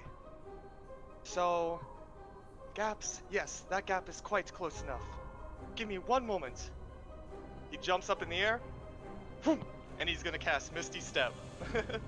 Aye, there you go. What's the range on that? It's enough, isn't it? 30 feet. Right, exactly. Yeah. Yep. I should have made it bigger. I was just trying to get Steph to jump. Not risking that. No. Sorry. I'll use the spell slot rather than a death. Like. Sorry, Pappy, if you're watching still. Okay, so you you see him just now. What happens to the rope? You know what? I actually, I don't think. he's a very serious Crasher. He's like, hold this, and he ties it onto himself, and then he just disappears out of it and appears on the other side. Yeah. It just You know what? I flops on the think- ground. Yeah, that's exactly what happened. Oh. I teleport to the other side. And I'm like, all right, now. Yes. I'm quite new to magic. Well, it's one less person to get across. This is progress. Well, if we tie it off on both ends, can we, jungle gym across? Indeed. Yeah, absolutely. We just need to get there and across. Yeah, you just needed someone on the other Graham- side. So I Graham think so. waves You his hand as if to throw the pencil. yeah, you tie something. You tie something that's weighty enough, and Crasher, right? You just fastball special it over to the other side. Tie it to a javelin. Roll me an attack. Just don't get a 1. Oh. It was not a 1. I Okay. will- Okay, so your little gnome warlock friend, looking for all the world like those Olympic javelin judges, running around, like, and manages to not get skewered, and catches the javelin, and makes it. There's all kinds of outcroppings of rock and broken rock here that you can tie it round, and you make it fast on both ends, and you kind of sloth your way across. Okay, and yes, I think as Mariah goes across, there's a slight jingle, but Most definitely. nothing, Most nothing too worrying. Now, as you are sorting this out, and Graham, as you're waiting on the other side, having made it secure, you take the time to look down at the cavern and see what's what. And you see little shifting hordes, little groups of what you can only assume to be goblins, scuttling around here and there. And then you can make out as I say, that large herd of reindeer corralled in that one area. And then off on the far side, you hear a distinct "Ah!" and then you hear a bunch of you hear goblin voices in that direction.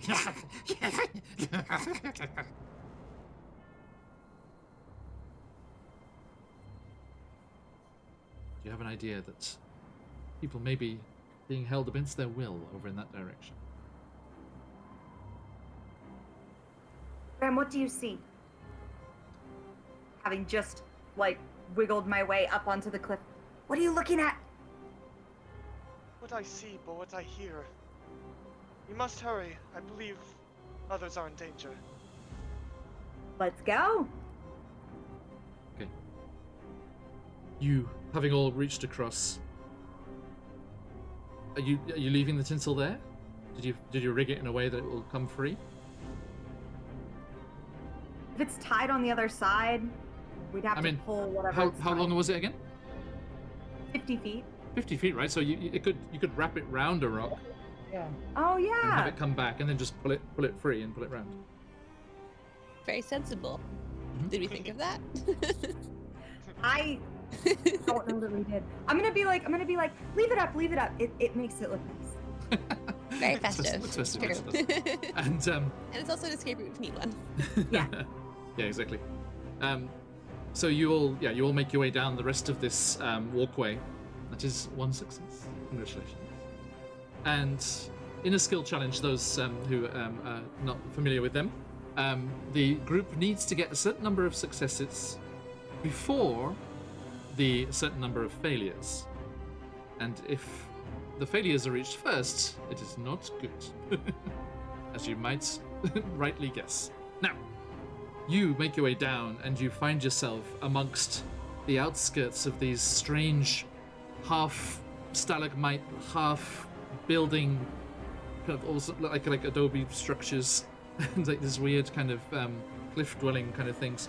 And you're kind of like hiding in amongst the walls and crouching down there. Now, what's your next plan of action? As you do see goblins moving around here and there, and then as you're huddling there, you suddenly feel a chill go down your spine as like the air in this cavern visibly gets cold. Visibly, sorry, that's not done before. Sorry, just physically gets colder. And up on that structure, towering over the center of the cavern, you see there's a wide stone balcony. And you see, even from this distance, a hunched, tall figure of what must be Sugar Plum Mary. She hobbles out onto the balcony and looks down. What are you all doing, you idiots? You over there, jump to it. Whatever you're doing it, do it better. Why? I can't believe I'm stuck up here with all of you. Idiots. Ah. Can we not just cook them up now? Why do we have to wait for tomorrow? Ah. Stupid portents. Ah. I'm hungry. I'm hungry. Feed me. As we have in chat. Now, what's going on? Why is there nobody up there? Are you not being scared of the bats again? What are you doing? Oi, you lot! She gestures some goblins like with little spears like cowering over, like fairly near you, like between her and you. What are you all doing down there? Get back up to that entrance there. Oi, Ding, Dong, Mary, Lee, on high. She gestures for them to get back up to their post. Sorry. Indulge me. And the goblin's like, and they start scuttling towards you. What would you like to do? You can cast an illusion. Maybe and hide us. That would be helpful. You're getting closer. And you could hide us? Yeah, get close to me. Come on. And maybe Yeah.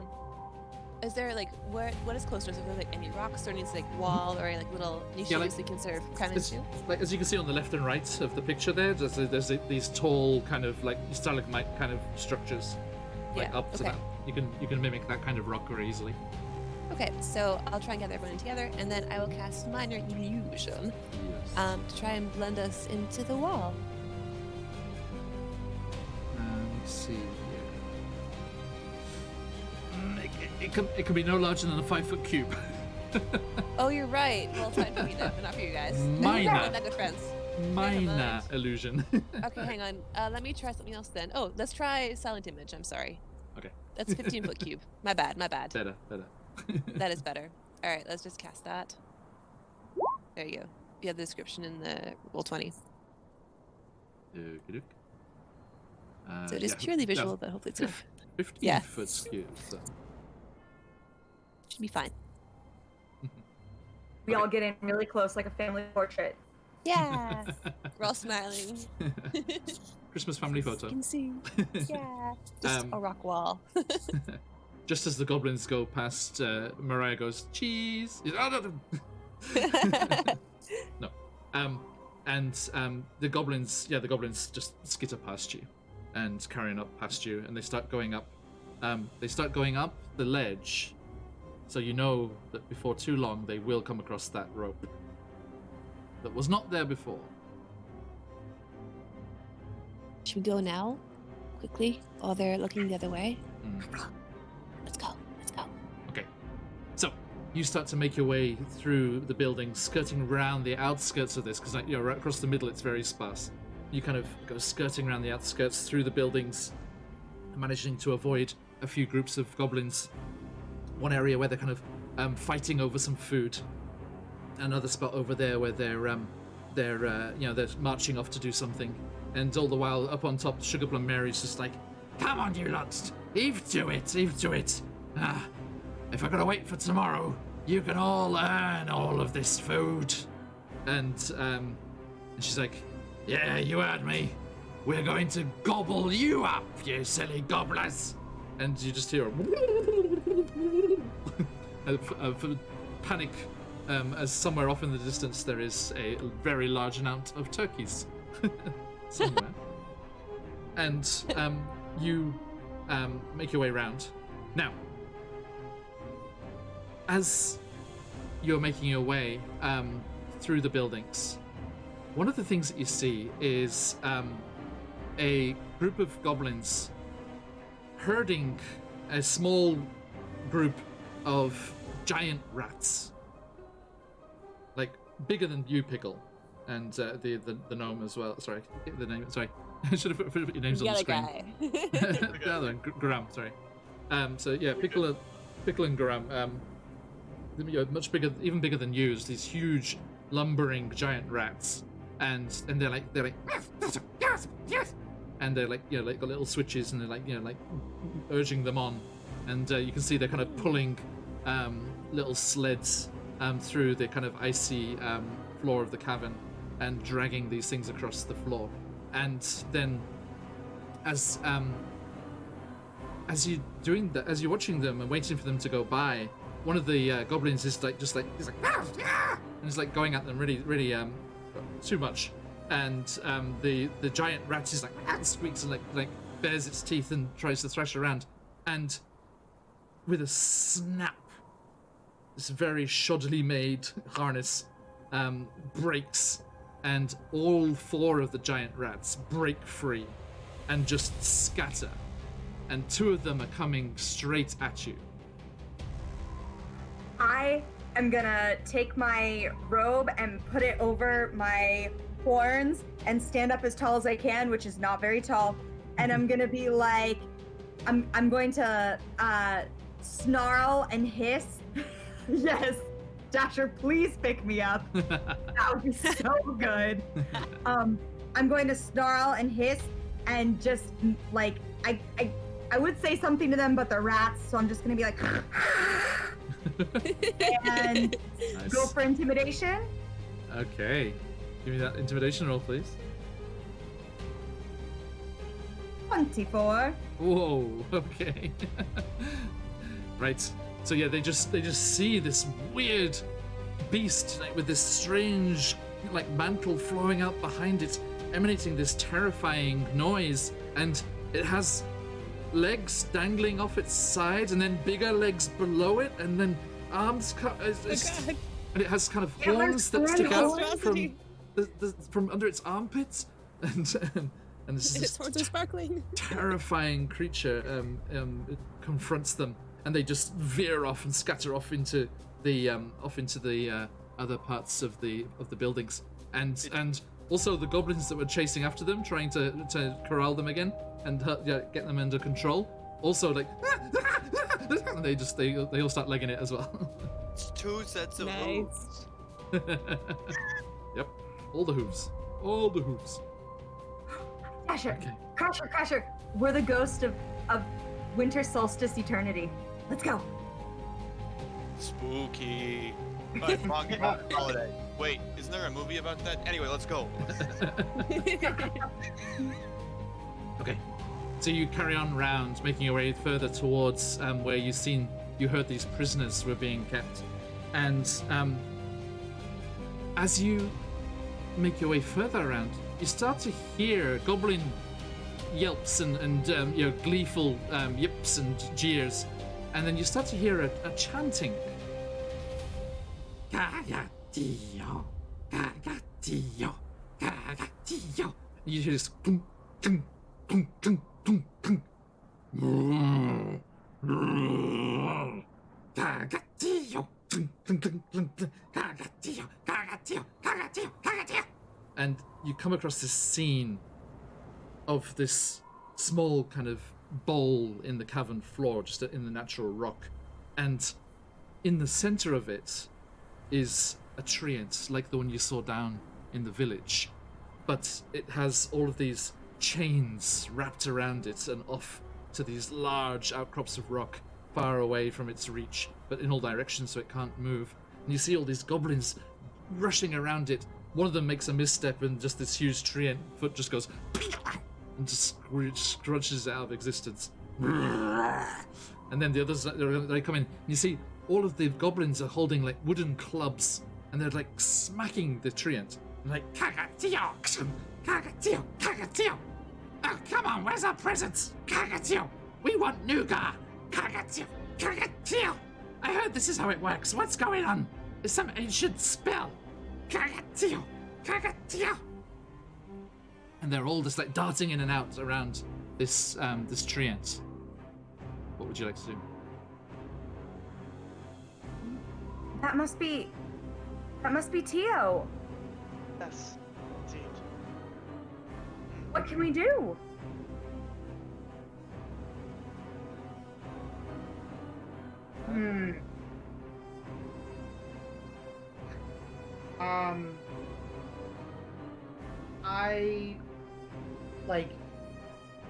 I'd like to make a survival check to see if maybe there's some way that we can, something we can like knock over or like fall from the roof of the cave to maybe break one of these chains, or at least like scare off the goblins.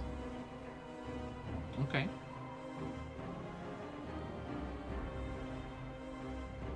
Yeah, everyone okay with that? Yep. Okay. Good try. Okay, so that was a natural 20, 26. Hi, natural 20. Let me just get these hype phoenixes flying. Are you ready? Here they come, and soar! My phoenixes soar! Okay, sorry, I love this emote wall. And with that natural 20, you scout around and looking at this scene, wincing every time this poor treant just howls out in pain and frustration. And you see that, yeah, indeed, off to the side, there is a large stalagmite. But it's been carved and chipped away. It looks like it's been used for building stone or something. It's been chipped away, but at the level that the goblins can reach. So they've only been taking away the bottom of it this whole time. Like a beaver. Right? Yeah, right.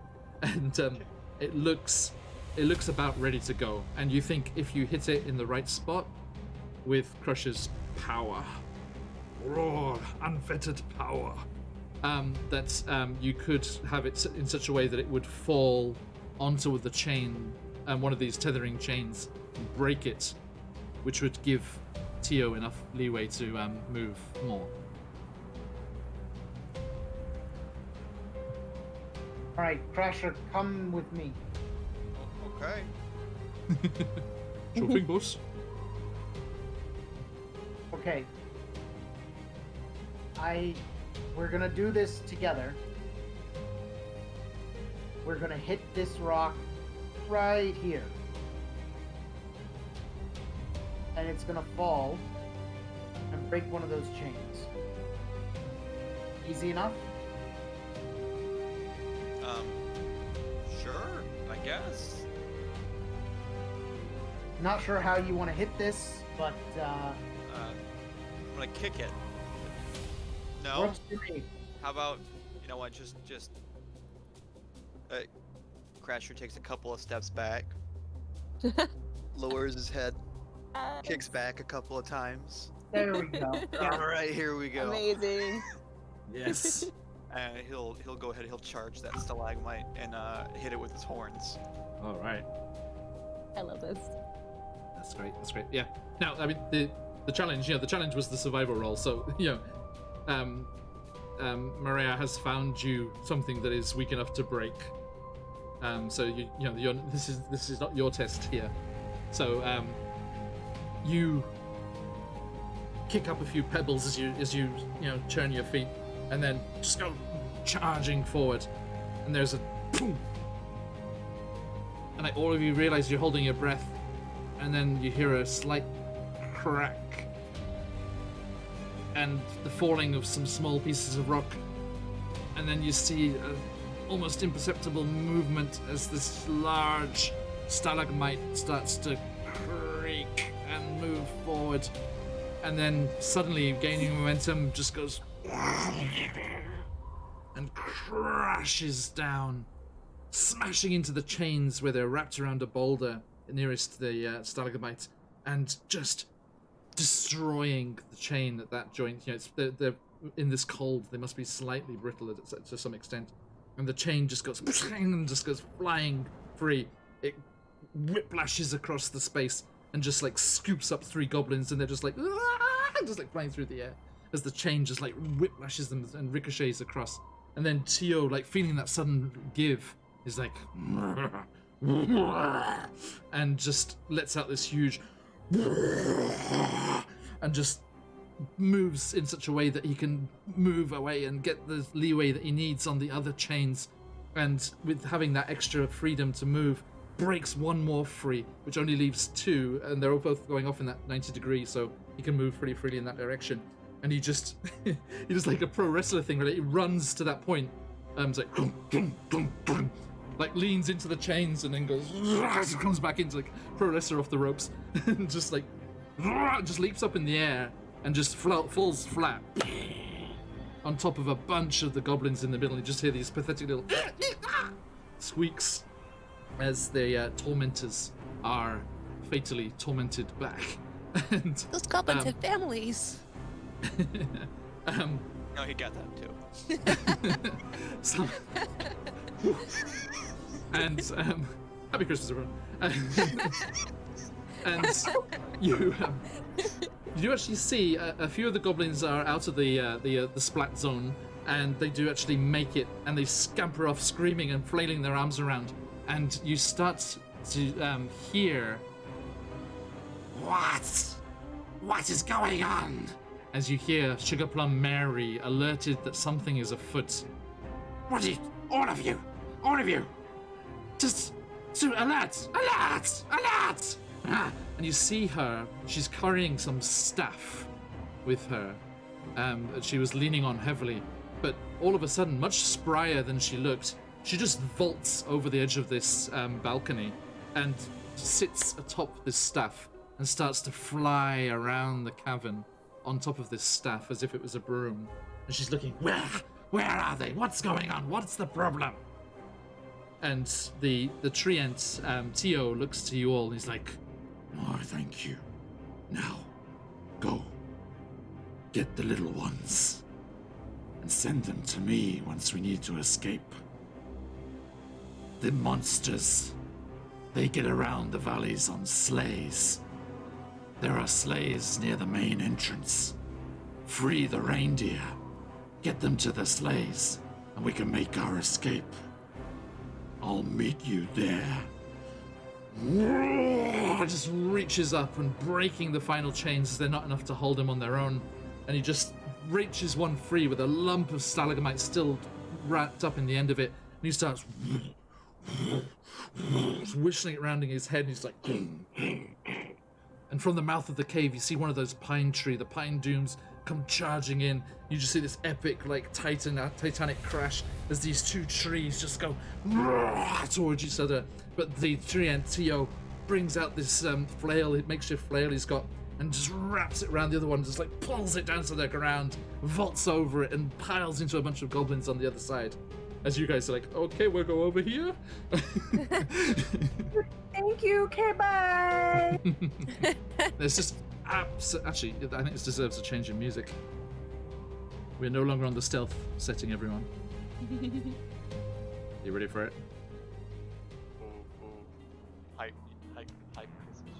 Let's do it.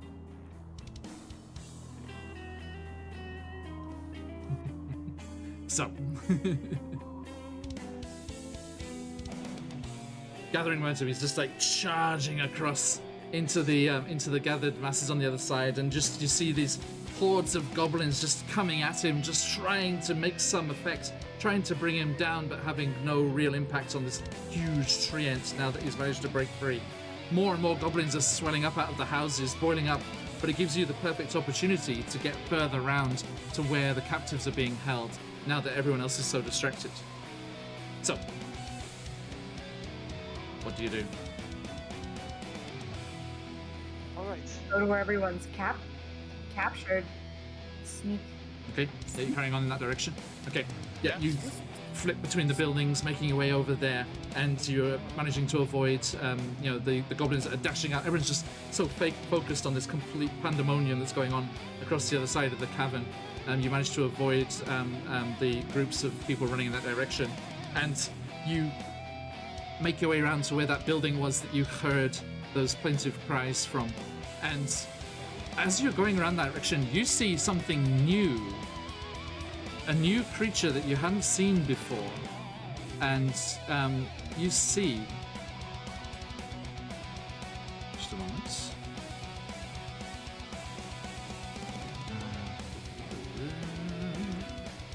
Where are you?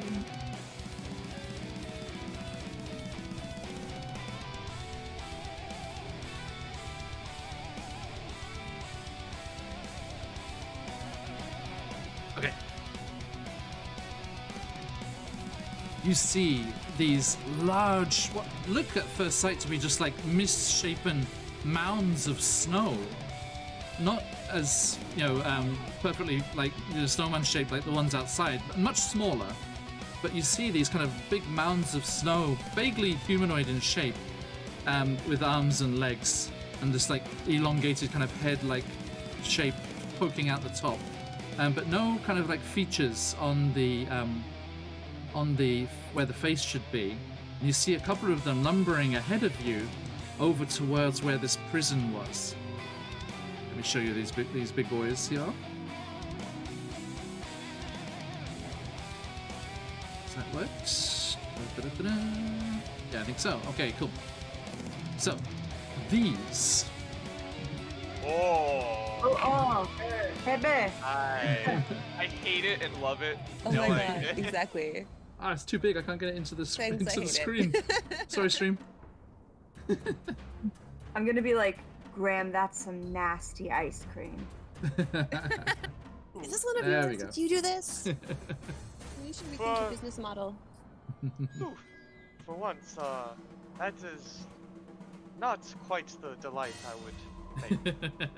And you see two of these creatures like lumbering forwards towards the prison block, and you see Sugar Plum Mary swoop by on her staff, and she's like, yes, I don't know what's going on, but I'll be damned if I'm going to lose out on my tasty treats. Get the best one that you can and bring it to my house. And the two things go lumbering forward, and you see goblins that are on the door of this prison building dip inside, and they come out pulling with them a struggling creature, which looks similar to Aya, but much slimmer and much taller, and with just a smaller bulb for a head. They pull this Aliamite out of the things that you not back, and the other's like, no, don't take her, please, no, please, don't take. And Is it Clara? and indeed, yeah, as you get getting closer, you're hearing, he's like, no, Clara, please, and they haul her out, and then one of them just goes and pushes the goblin back into duty spot, and they grasp Clara's arms, and they bodily lift her off the ground, and they're clumping towards that big stone spire that you can see reaching up to Sugar Plum Mary's abode up above the cavern floor. What do you do? Hunt them. Guess we have to charge. Okay. Well, we're in a skill challenge. We won't be entering into combat here. So we still have Pickle and Crasher left. What would you like to do?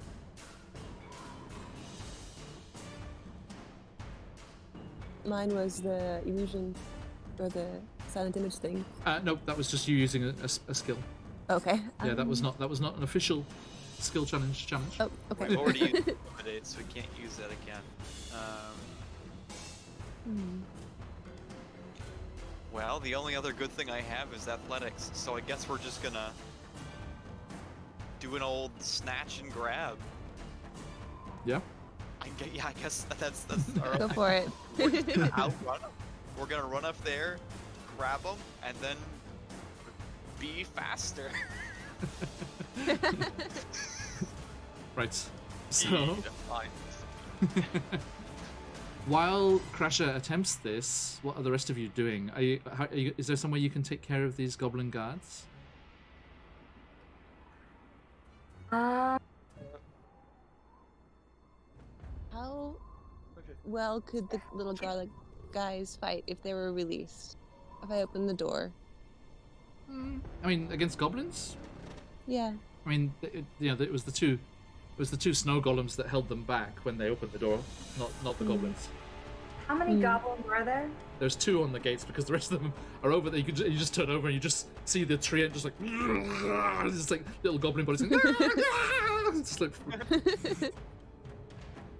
Okay, I am going to run up to both the guards and be like, "Hello, why are evergreen trees so fond of the past? Because the present That's so beneath funny. them," and cast Caution Laughter. bravo. Oh no, my pen.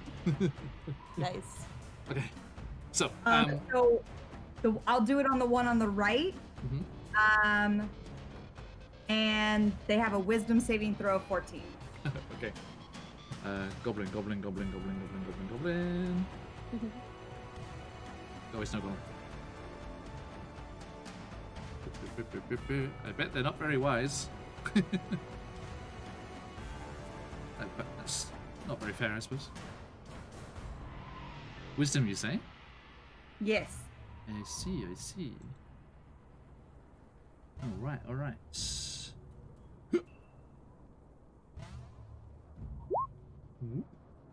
Ooh.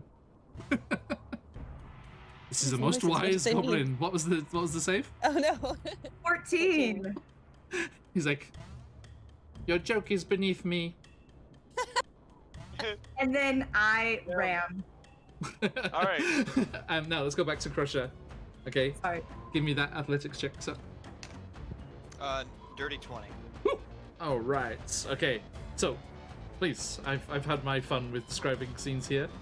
How does Crusher do this?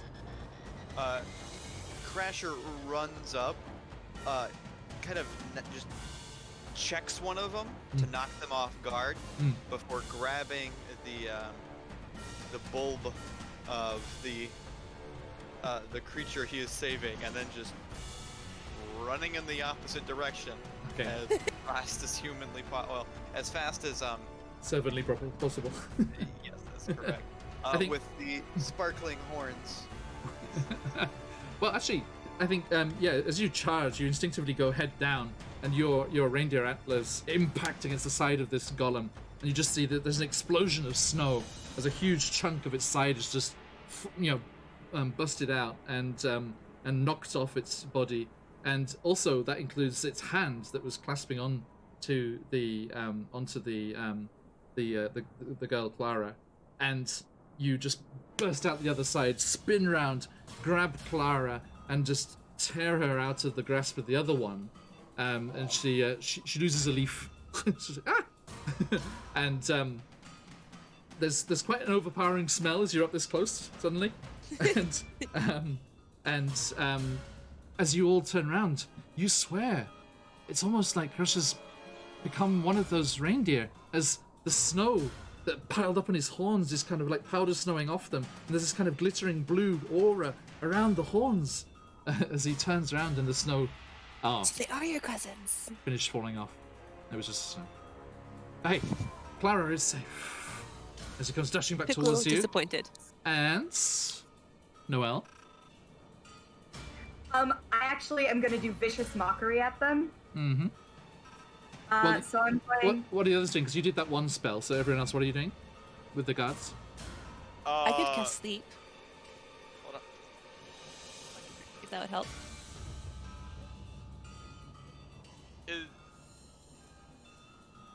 So did we see the cage that they were open from? The Like, guards are are standing right in front of the door of this prison block, yeah. Right in front of the door. Uh-huh. And you Okay. see that Noelle's rushed over there and is doing something. Okay. Yep. You can do your sleep. If you. Okay, I'm gonna see how that goes. Let's do that. So I have to roll 5d8. 5d8, yeah. Which is 28. 28? happens. Okay. Goblins have 7 HP. So Yes. these two goblins right in front of the door, like, Noelle, I'm sorry, but your joke must have been so bad. They just fall asleep. It's the worst crowd you've ever had. These two goblins just collapse on the floor. Their spears, like jagged, like nasty-looking spears clattering around them on the floor. And you also hear the same kind of clattering from around the back as two more goblins that are around there also fall asleep. Because you had leftover HP. It was enough for 4 goblins. So there were 2 around the back as well, apparently. And there we go. Oh, yes, me. Oh, no, that's not yet. Yes, all these goblins collapse to the ground, and you rush over to the door, fling it open, and inside you see the huddled masses of these Olymites, and they're like, "Who are you?" And there's just this waft of garlic. It's just like the interior of this block just spills out into into the. Can I cast prestidigitation on my nose? Yeah, absolutely. I would love Suddenly it. everything smells like pine needles. Yeah, that sounds wonderful. I know, right? Sometimes I get carried away with lunch and my first students arrive like 4 hours later. They're like, "Whoa, what did you eat?"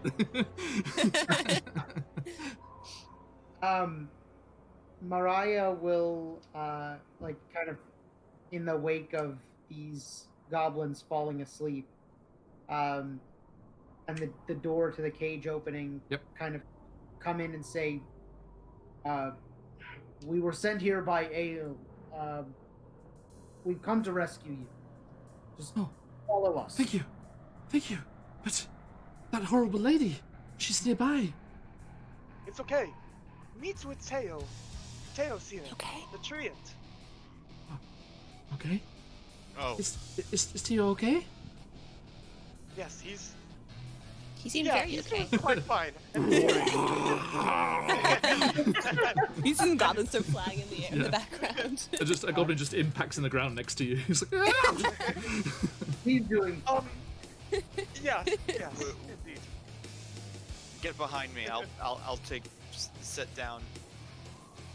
Grandson. Yeah. And then, Clara! And they give her a big hug, and it's just a woof of garlic here. It's like a big garlic Alliumites group hug. And you usher them out, and there's a bunch of them in there. And you start heading which direction? Back towards the cave mouth? Where Tio said? Yeah. Okay. Yeah. Now, your final challenge.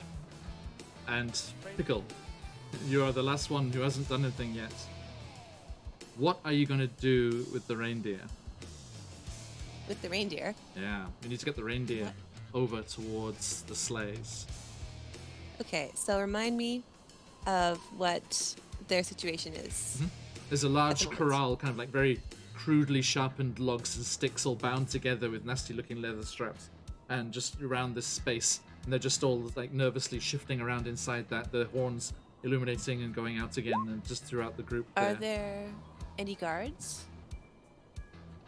Yes. Yeah, there's a couple left over on the main kind of gates, which looks like it can be moved aside. There are gates. If it's Okay. untied, yeah.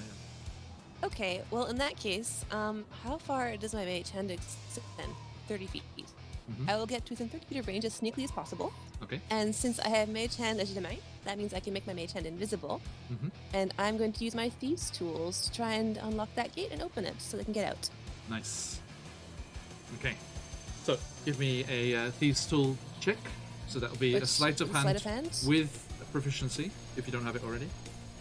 Okay, how do I guess with proficiency is my what's the proficiency bonus? It's up at the top somewhere. Deck? No, it's a separate thing. It should be +2 or 3 at the moment. Sorry, I don't have the thing open. +3. Okay. And are you Either proficient way, as well? I think I've got it. Are you proficient in sleight of hand? B26 or 27. A 26 or a 27. Okay, fantastic. Either way, I saw the Oh, you're breaking up a bit there, Marin. Sorry. rolled. Pickle, pickle, no. Pickle. Pickle. 23. Oh no. Ladies and gentlemen, we're having communication issues with Vietnam. Vietnam has gone off the grid. Off the grid.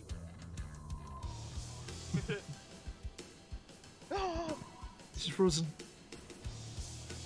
Into the unknown. Marin. Ooh, it's not good. Marin. Hang on. Pickle. Oh, that's better. Do that, whatever that was.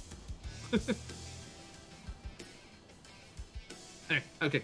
So you see this ghostly hand grasp Pickle's outstretched thieves' tools, and she holds her little hand up and start to Phone's float overheating. over. Phone's overheating. Wow. Okay, excuse us, folks, while we are slightly discombobulated. Hey. Yay! Yeah. Just gonna do like tag team between My the phone two. needs to cool down a little bit. Yeah, no problem. I am. It's crazy. Yeah. So Anyway, you hi. yeah, so you reach up with your thieves' tools, and your mage hand takes them from you and disappears as they move over there. And what are you gonna do to get the reindeer moving? Crasher, I think this is kind of your kind of area of expertise, maybe a certain shared understanding. Yeah, of course. I stop for a moment and I go, like, Those are our cousins, aren't they? yeah, okay. And we bash through the goblins, knocking them out of the way. Turn around, and Actually, then you're on the far side of the herd, so if there's something you can do to the herds to get them moving, and then once the mage hand has opened the gate, they will just take care of those goblins for you. oh, then we'll let out a bestial cry, as it were, Okay, and then start to run towards the gate. nice. Give me a performance check. Can I make an This- animal handling check instead? Absolutely, yeah.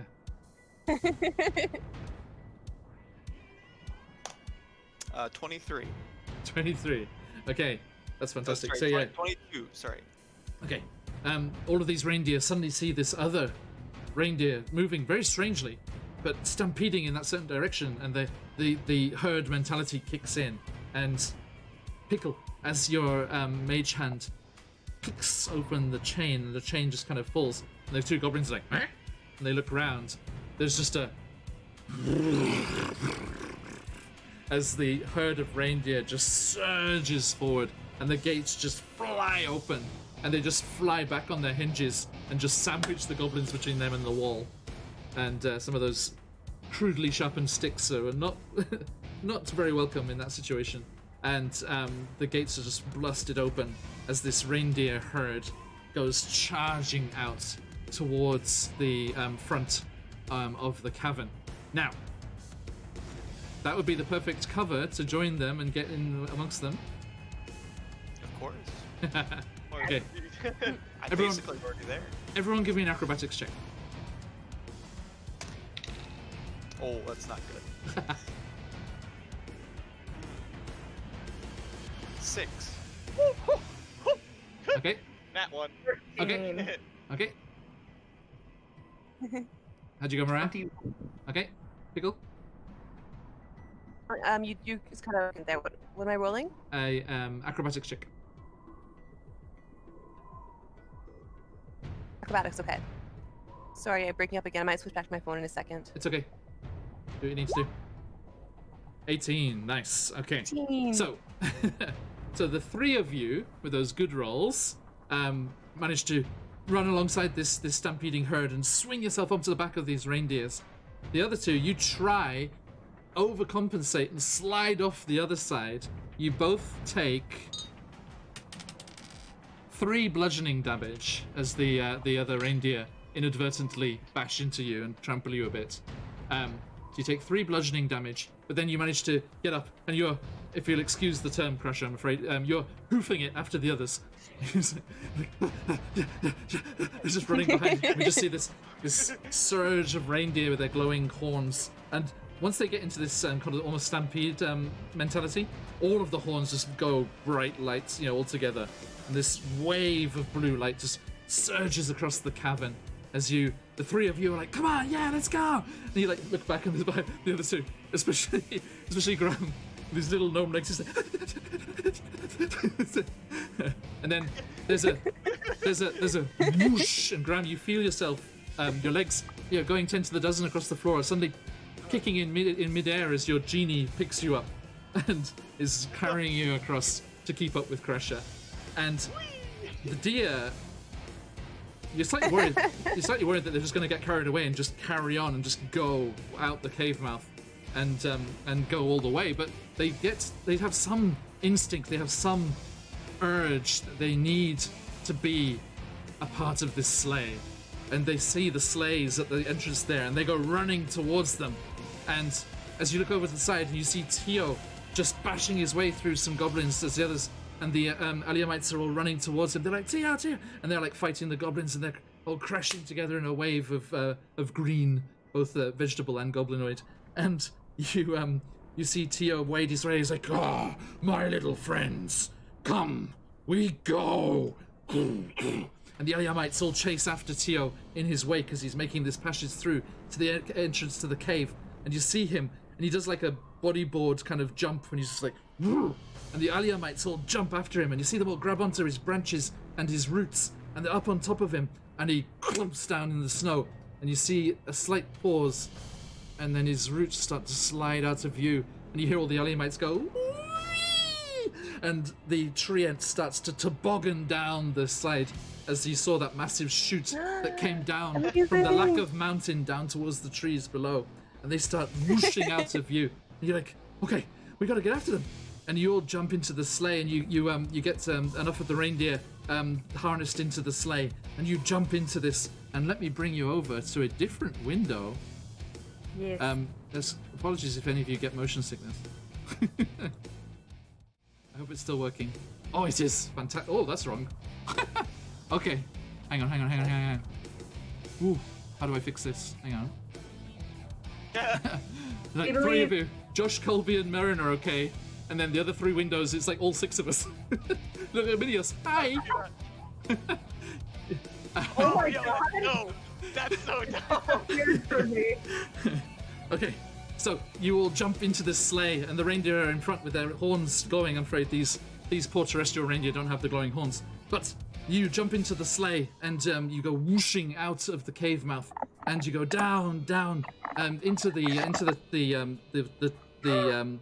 chimney chute of snow that leads out in front of you.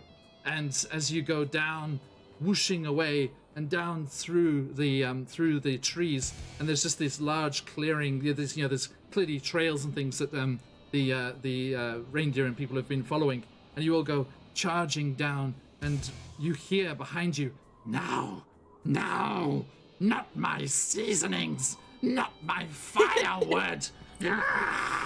And rocketing out of the cave mouth, you see the Sugar Plum Mary on her staff, and another sleigh pulled by giant rats comes bounding out of the cave behind you, and you see goblins like with this waving spears chasing down as these sleighs chasing each other. Now, with your successful skill challenge there, you've got a decent head start on them, and you go charging away down through the trees, sliding through the snow, and we need to roll some initiative, people. And bear with me while I try and fix this window, because this is silly. Why did it do that? Cheeky.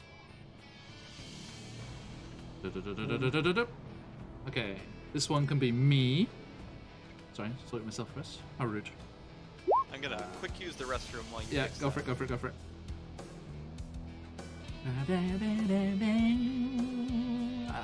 Dylan was asking for sick guitar riffs today, sir. It's those lovely Avernus sound sets. Here I am. It's me.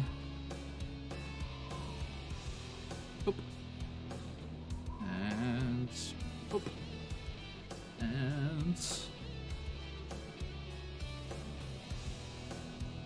Hey, okay, that's one. Who else is missing? Young Mason. Young Mason. Jazz.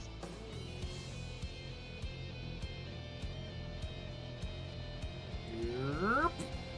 Hello. Hello. Dun, da, da, bow, wow, bow, wow, bow, bow. Sorry, that's probably out of time for all you guys. Stream and me are hearing the same thing, so Stream gets the rendition in time. You get the you get the disjointed one. I assume that was out of sync, right? A little, yeah. Yeah, yeah. No, wrong bit. Mason, come back here. Ah. Pesky gnome. Move here. Now move here. And then I'm in my snow globe. Somebody stop him! Dun, dun. Okay, that's you. And last but not least is... Let me sing. Noel, Noel. Ah. It's me. Supersized. Briefly. And cut you down to size. Ow, vicious mockery. Cut you down to size. Sorry, everyone. We don't get the chance to set these things up, and as you may have noticed, I have zero technical stuff. I'm doing this all myself. I always remember, you remember when Dread raided us that first time in Curse of Strahd, and like one of the people in this chat was slightly mean. I don't know who it was. I don't care. It's okay. They were like, Dread was like, there's 2 people watching them at the moment, and someone was like, it's their technical crew. I was like, no. We do not have people. No such nice thing. We're not fancy We're folks. doing it live. Okay, so you have come crashing out in your sleigh, pulled by the reindeer. You can see Tio with the Aliomites, just crowded over his back, just sliding down toboggan style, down through the snow, through the trees in front of you, and the evil hag Sugarplum Mary and some of her goblin things, and you see those snow golems and the big pine devil kind of trees and those big snowmen. You see those giant snowmen when they come up to speed? They're almost like BB-8ing. The bottom section of them is like spinning through the snow. I was actually thinking that this entire time, not gonna lie. Right? They're like chasing down. You look behind you and you see this group of these enemies come charging towards you, and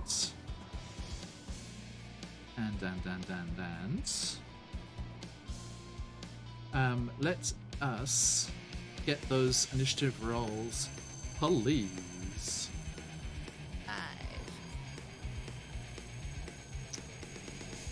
13. Okay. There. I'll turn order. Speaking of doing, realized I speaking of rolled doing, a nat one and I'm nat gonna have to do 20. this on paper. I don't have that kind. I'm doing this stage of the mind, not with the normal No tokens. tokens today. Nah. Okay, so sorry once more. Pressure. 13. Thank you. And for Pickle. 5. Okay. Mm-hmm. Thank you. And Maria. 3. Wow. And Noel. 14. Okay. And last but not least, Scrum. 18. Nice. All right. Thank you, everybody. Okay. So I will, however, put the nasty beasties and monsters in here because they can go in there. Where are you, Hag? There we go. What is this?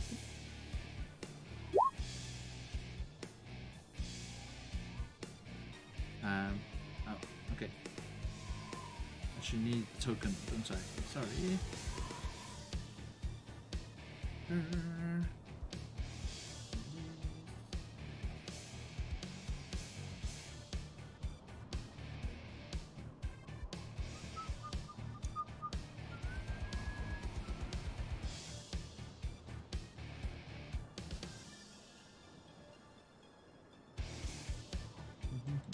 Sorry, everyone.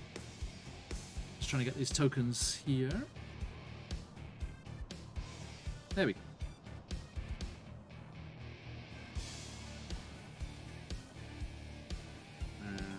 This little fella.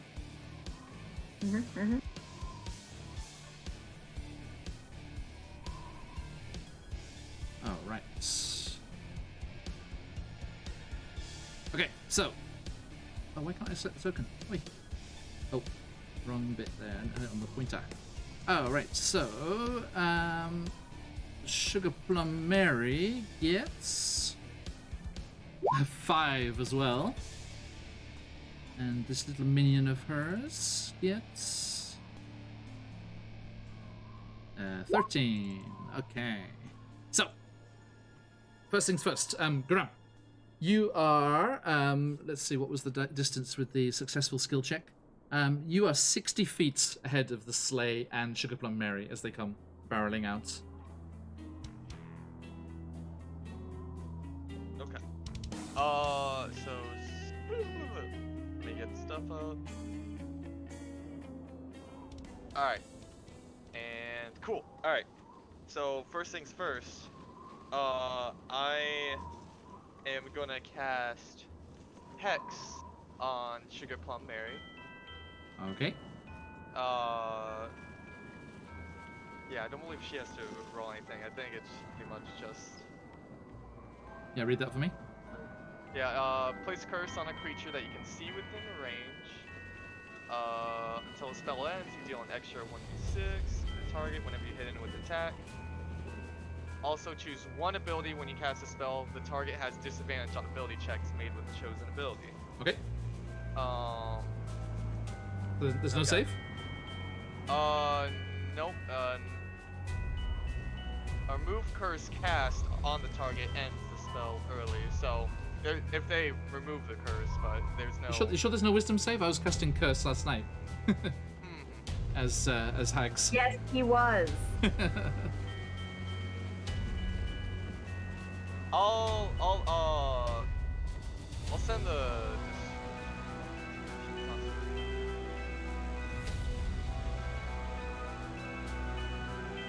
Here, I'll send this over to roll 20. Because I'm not seeing any, saving throws of any kind.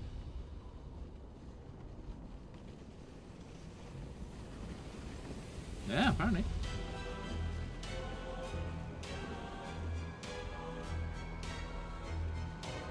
Alright then, yeah, I think you're good.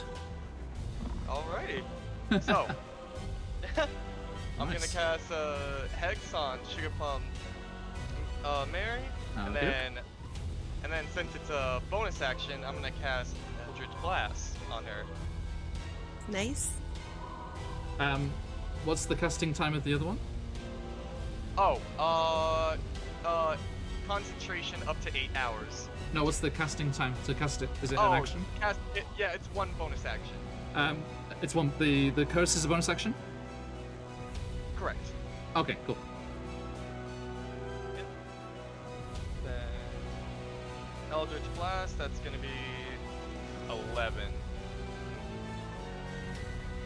to hit.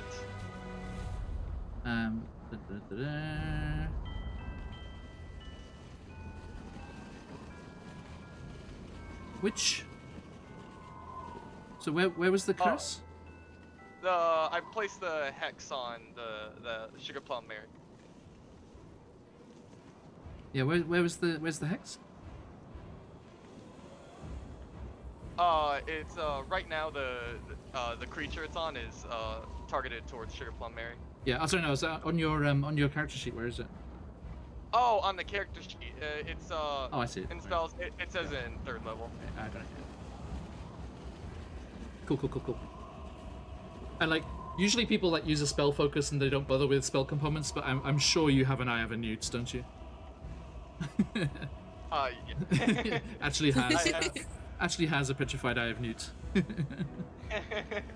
Okay, cool. Thank you, sir. So yeah, so she is hexed. She's like, ah. Perfect. Noelle and Crusher, you're next. Okay, Sorry, you're after Noel. yeah, Crusher. yeah. Yep. So, For me now. yes, Okay. please. Yep. I am going to go ahead and do.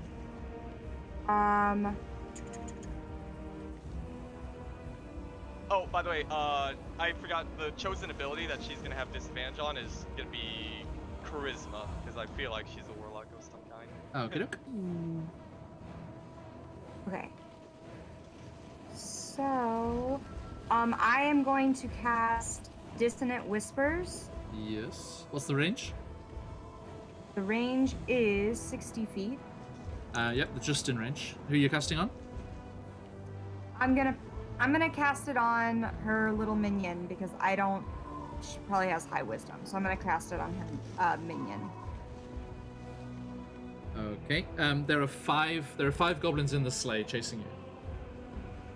I see. Well, then I will cast it on Sugar Plum Mary. Okay. Or you can choose one of them if you go for the driver. Yeah, let's do that. Let's go for the driver. Okay. Let's go for the driver. So I'm gonna say, like, slowly and getting louder, you better watch out. You better watch out. You better watch out. Let me What's cast. the deal with that? It's a 14 wisdom saving throw. 14. Okay, thank you. And so that is. Be warned, these are very wise goblins. We found out. Nope, not this time. 8. That's gonna be 14 psychic damage. Oh, okay. Yeah, so you're just like, you better watch out. You better watch out. And then he's like, I'm watching. Ah! And he just like dives off the edge of the sleigh and into a snow. It's like in Star Wars on Endor, like off the speeder bike into the tree. It's like, And okay. as a bonus action, I am going to do Bardic Inspiration for Crasher. You said Crasher's going after me? Yes. Alright, so I'm going to be like, thumpity thump thump, thumpity thump thump, look at Crasher go, and cast Bardic Inspiration. Yes. Nice. Okay. And I'm a Bard of Creation, Mhm. so the College of Creation, so that means that a little mote of creation appears, and depending on what ability score he uses that for, it will give him an extra little bonus. Nice. So Awesome. if it's ability or attack or whatever, just let me know what you use it for. So, Crusher, what are you doing? I'm trying to figure out range band throwing because I want to throw this javelin, but it is outside my range band at 60. Okay. So is that disadvantage? Is that what it is? If it's, what are the two numbers? It's 3120. 31. 30. Oh, sorry. 120. Okay. So what?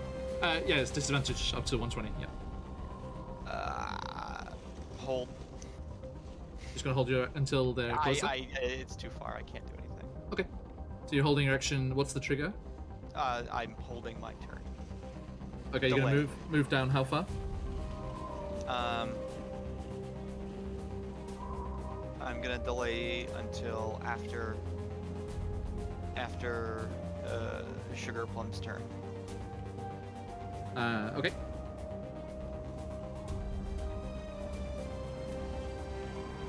Thank you. Right. Okay. So, you back off and you're like just readying yourself, waiting for this attack that you know is coming, and you pull it back and you're just kind of trying to gauge the distance.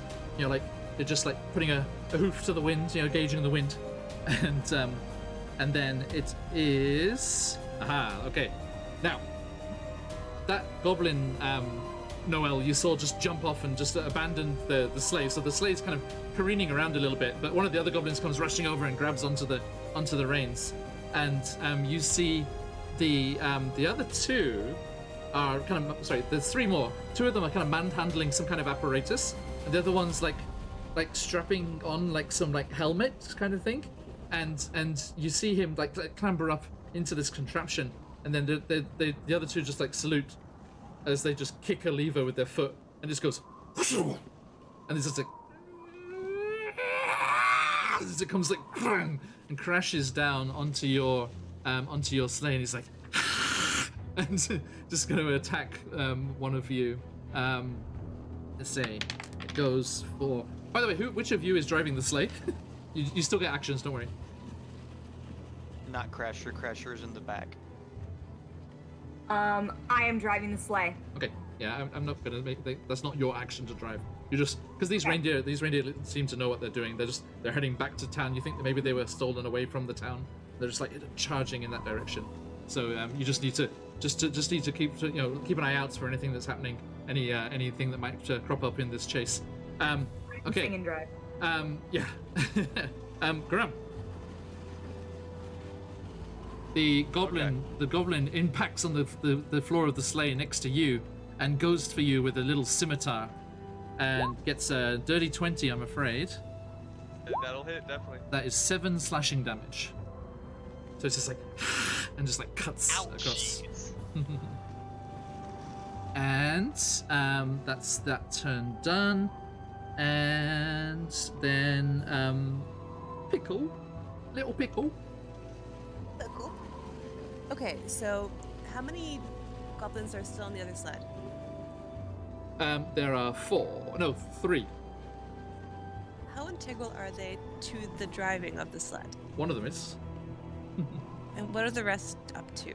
They just saluted the other one as their buddy flew off into the night. Okay. Let's go. And driving sleds isn't an action. Nope. Well, okay. In that case, I am going to attack the goblin next to me. Okay, Because go I for can it. actually reach him. So I am going to cast Booming Blade, which is a cantrip. Okay. And since I'm 5th level, I get 1d8 automatically. Plus, if he moves in the next round, he will get an additional d8 of damage. Okay. So I'm gonna do that. And I am also. Do I have advantage on this attack, by any chance? Because he's next to my friend.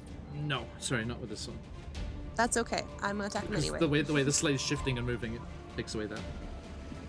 Okay, that's okay. I'll accept it. Then we'll have my rapier anyway. Cha-cha! Which is gonna be 14 to hit. Just misses, I'm afraid. He ducks out. He's like, ah, yeah, yeah. And just like jumping around, moving away. I'm devastated. Sorry. I can't do anything else. Okay. So I'm just rewriting this order so it's a bit more legible. And... Oh wait, hang on. Can I do that?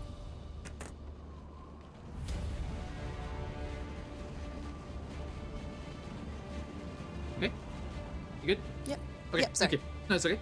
Now, you see Sugar Plum Mary just come swooping down the mountainside, like a slight V in the snow, like whipping up behind her as a trail, like of this whooshing sound. And she's like, If you're gonna take away my main course, you may as well have my dessert as well. Here's your Christmas puddings. you see her pull these 2 gelatinous kind of black blobs out from her, they just magic them out of thin air, and she's like, bombs away, and drops them down, and these 2 black puddings thump down and squishily impact on the sleigh, and they're in there amongst you.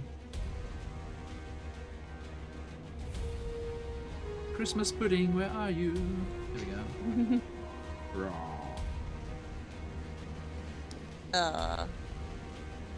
This is not a very this is a tasty. reskinned black pudding. It's so cool, but I hate it right now. Minus 2 initiative. Wow. Oh my god. That's impressive. Okay. So I should do this just to get some idea of what we're doing here. So I'm just getting my sleigh goblins up here in the back. 1, 2, 3. Are you guys still in like the Hag's Lair view? What we see right now is the building behind, and we don't see ourselves. No, there's no tokens. You can see the enemies, right? Yes. Yeah. Okay, so yeah, this is representative of who's with you and who's behind you. Okay. Okay, that's helpful. So there are two Christmas puddings, and the one goblin in the sleigh with you, and Sugar Plum Mary flying around above you, and then the 3 goblins back there. Okay. Okay. Okay. Noted. Thank you. Right. So that's her turn. Crasher. Okay, so we will get real angry. Yeah. This isn't fun and games anymore. And so we're gonna go ahead, rage out, and attack Nice. the one of the Christmas puddings Go for it. with my scimitar. Left or right, my- just as we're looking at it.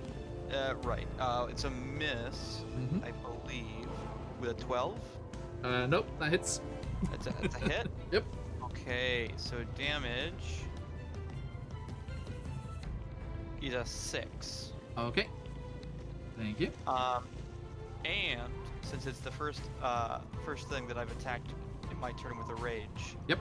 it has disadvantage against everybody else. It and has disadvantage. Okay. against anybody who isn't me. Okay. It's just focused on you. And if it hits anybody else, they have resistance to the attack. Oh wow. Okay. That's awesome. Yeah.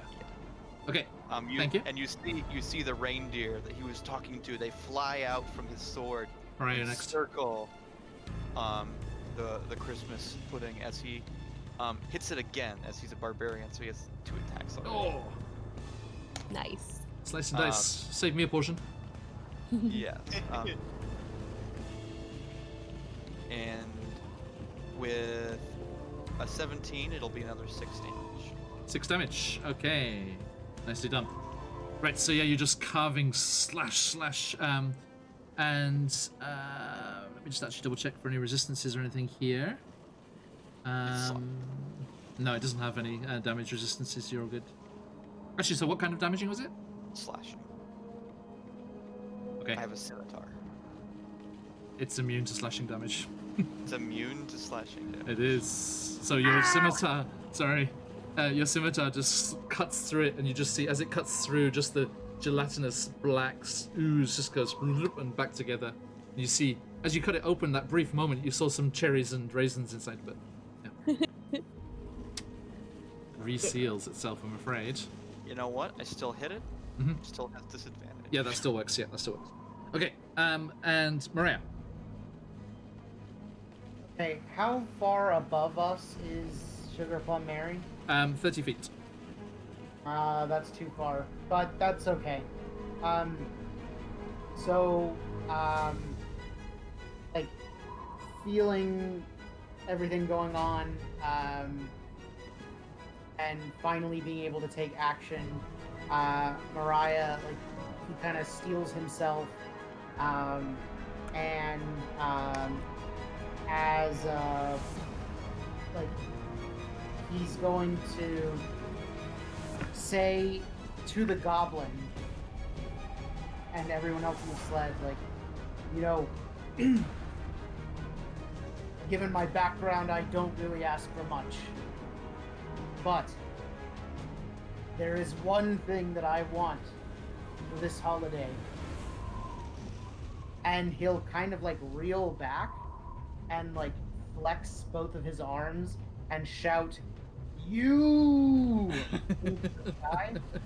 And these 2 astral arms, like kind of come up over his shoulders, and as they like kind of shine in the moonlight in this like ethereal glow, you can see that one of the arms down the front says "naughty," and the other arm says "nice." And so summoning Somehow, like you have 7 knuckles on that side, just naughty. Really or the other? Yes. Nice is fine. So the goblin and both of the puddings, because they're in 10 feet of me, Mm-hmm. they have to make a dex save of 14. Okay. The goblin gets a 10, so that's a fail.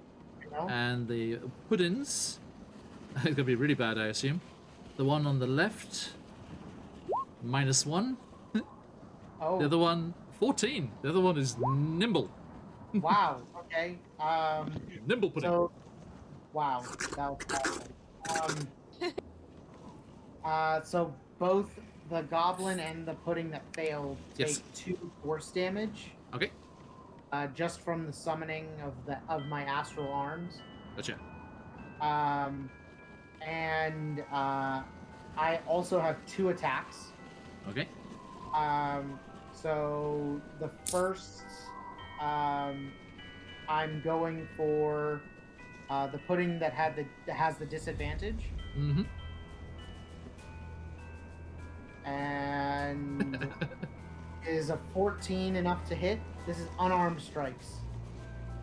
Yes, so you're going for the pudding? Yes, the one that has disadvantage. Go for it. 14 to hit. That does, yep. So actually, this is force damage. So that first hit's going to be 7 force damage. Okay. And 1 more attack. We have a monk, shifter monk, attacking the Christmas puddings that have been dropped into the sleigh by Sugar Plum Mary. Another 14. That hits. And only 4 damage that time. Okay, all adds up. So yeah, you just like these 2 arms come out and just like, and just like, you know, start like laying into this Christmas pudding. Okay, thank you very much. And it is the Christmas pudding's turn. One of them will go for each of you, so that one that has to go for you, Crusher, will go for you. And you see the surface of this black Christmas pudding start to writhe and start to bulge outwards, and a pseudopod flies out and tries to attack you. 23. Oh, that'll hit. I will, I assume. For 7 bludgeoning, I'm raging, so I have resistance to so bludgeoning. down to 3, but also 19 acid damage. What? As Who made this pudding? a hag. You're a terrible cook. Unfortunately, is that stomach? Yeah, that's that that stomach reflux that comes back after Christmas dinner. And let's see here. Okay, what armor are you wearing? I'm not wearing armor. Okay. It just burns then as the black pudding just hits against you. And the other one's going for you, Mariah. 23 as well. Yeah, that's going to hit. That is Damn it, 4 John. 4 bludgeoning Okay. and 19 acid. And you're wearing armor, yes? Nope. No? Damn it! Sorry, I'm a barbarian. I'm wearing armor. We're and I can't We're wear all all good. naked woodland creatures here. We just don't want with the forest, man. It's okay. It's all good. Okay. So yeah, it's okay. It's good. It's like you do not lose any of your AC for dissolved armor. Okay. Thank you. That's their turn. And we're back up to you, Grum. And Noel, you're after him. Okay. Oh, sorry. Before that, we're at the end of the turn. Sorry. Colby, roll me a d20.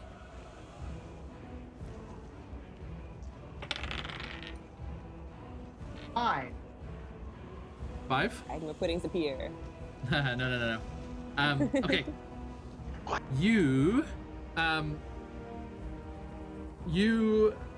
The sleigh that you're on runs across a very icy section of the trail here and starts to slide and kind of like dovetail behind the reindeer. I need Noel's driving, right? Yes, I am. Okay, Noel, give me a acrobatics check. Sorry, no. Dexterity saving throw. Sorry.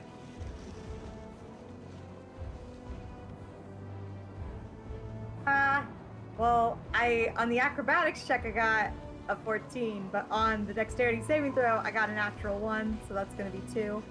Oh. Okay. So you lose some ground. You are you're dropping back towards the other sleigh. You're getting closer to it as this dovetailing takes some time to get back into control. As the sled starts to wobble a bit, and you're like, "Ah," you manage to control it, but you do lose some ground while you're doing it. The goblins, by the way, who had disadvantage on the roll because they had to switch drivers during the process here. They okay. You see them all start to fight over who's going to be in charge of the sleigh next, and they start fighting amongst themselves. And let's see. Okay, they're doing athletics or intimidation. Okay, let's see here. Goblin. Okay, it's the same roll. So the other one's going to try and intimidate the others into listening to him. He gets a natural 1 with a -1 to 0. So the other goblins, he's like, I am the boss, I am the biggest, rah! And the others are just like, and they'll start fighting again, and they lose ground as well. So you're still 60 feet apart as they're fighting amongst themselves there. And Graham, back to you. Thank you. Oh, good. Okay. Everyone, focus at the enemies on our sleigh. I'll focus on the goblins on the other. I just need more time. And he grabs his snow globe, and he's gonna say the command words. Right? I scream for more of Graham Cracker's delights. And you see energy, a glow form from this globe, and like this light start going through his arm and his body. He's like, Yep. all right, I feel a little more revitalized. And that's the action for the turn. Yep. Any bonus actions or anything? No bonus actions. Okay, Noel, you're next. Okay, so Crasher, don't forget you have that 1d8 still for Bardic Inspiration. I'm gonna go ahead and cast Vicious Mockery at the hopefully not that smart goblin that's on our sleigh with us. I'm gonna say, deck the goblins for their folly, fa la la la la la la la. 'Tis the season, reap the suffering, fa la la la la la la la. Now is his last dawn to carol, fa la la la la la la la la. Soon he will be without marrow, fa la la la la la la la. Yes. Stick my tongue out, and that's gonna be. Hold on. Wisdom saving throw. All right. I was reading my song that I wrote. It's a 14 Wisdom saving throw. Nice. The goblin that's on the sleigh or with you? One on the sleigh, yes. Okay, wisdom saving throw 7. No, fail. Alright, that's gonna be just 5 psychic damage. That's exactly what he had left. So he's just like, the lyrical machinations. It's just the rhyming couplets. And his brain just pops. Good.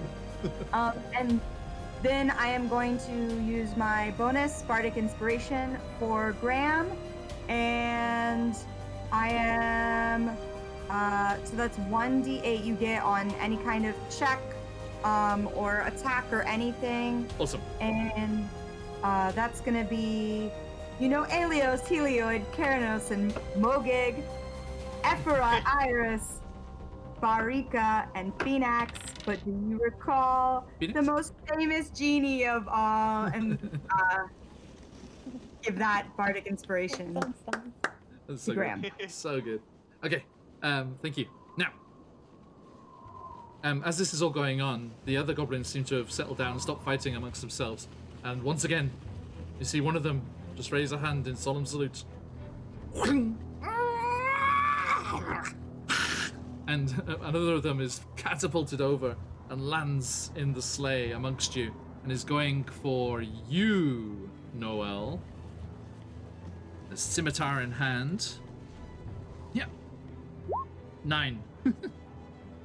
Nope. Nope, indeed. Okay, they miss. And they miss out, and they're just like down there amongst you. Let's say it's this one. And The others are still, steering the sleigh and coming after you. And Pickle, your turn. Is there any way for me at all to get sneak attack damage on any of these things in the sled right now? Yes, I mean the ones that are. I mean, you get sneak attack if there's one of your allies in contact with them. Yeah. So all of them, you'll get sneak attack. You just don't get Lovely. advantage. Who looks? Yeah, that's okay. Wait, what? I only get sneak attack if I have advantage, though, right? Nope. If you have advantage, or if you have an ally next to them. Oh, okay, cool. My bad. My first time playing rogue. No problem. Well, in that case, I am going to attack whoever looks the most wobbly. The this goblin. point? I mean, the goblins are the weakest. So. Okay. So let's do booming blade again. Okay. So that's if I hit at least, it's gonna be 1d8 right away. These are probably- skipping around like very. He's like doing like doing the rope-a-dope. He's like, Yeah, hopefully I actually oh no. hits. Okay, that hits. You get. So does a 21 hit? Yes, it And does. hits, so immediately gets 8 thunder damage. 8 thunder damage. Okay, so yeah, you Is still alive. you lash out with your rapier, and as it just makes contact, there's this boom, and he just goes just blown off the sleigh and into the trees. I didn't need sneak attack. Disappears. Oh well. Sorry. No. Can I? They only have 7 HP. Well, in that case, yeah. So can I use my cunning action to? Is there any way I can hide behind someone who's larger or something? Absolutely. Yeah. You can hide Then I behind will do Crasher. that. Hmm. I will hide behind Crasher. Okay. Noted. Give me Hi. a stealth check. Yep. So much kudasai. That's a 17. Ooh, you just beat the passive perception of 8, so you're okay. So that I is sliver. done. You are hidden. Please remember that. Okay, now, Sugarplum Mary comes swooping in on her broom, and she is going to go for. Let's see here. You, Mariah. She reaches out a clawed finger towards you, and she's like, "Ah, weird, spaghetti-armed thing, die, die!" And you see a ray of frost bursts from her, Oh. and that is a 21 to hit, Yeah, that hits. and that is 12 cold damage, Okay. and your speed is reduced by 10 feet. Haha, take that, monk. So now you can only move 350. Yeah. And that's her turn, and that makes it Crasher. And Mariah, you're next. So is she down at melee level now? Oh God, no. Okay. Sorry, then Dylan. I will. No trauma from that. I will try to hit him, the thing with my antler, I guess. Go for it. The You pudding. have a D8. I'm not gonna use the D8. That'll be a 14. That hits. Okay. So that'll be 6 bashing, piercing, Bludgeoning. piercing, Piercing. Wow, sharp antlers. sharp antlers. They're Yes. Six- very pointy. They have you a said- lot of points. You said 6? 6. Okay, thank you. Does it take the damage? It does, yes. You tear a Alright. big hole through it. We'll do it again. Just a moment. You can bear with me for just a moment there. You also you take you take 8 acid damage from coming into contact with its amorphous side. Okay. End my turn. So you feel the nice soft felt like fur on your antlers start to burn. You're like, ow, ow, ah, ah, ow. You stop there. Yes. Okay.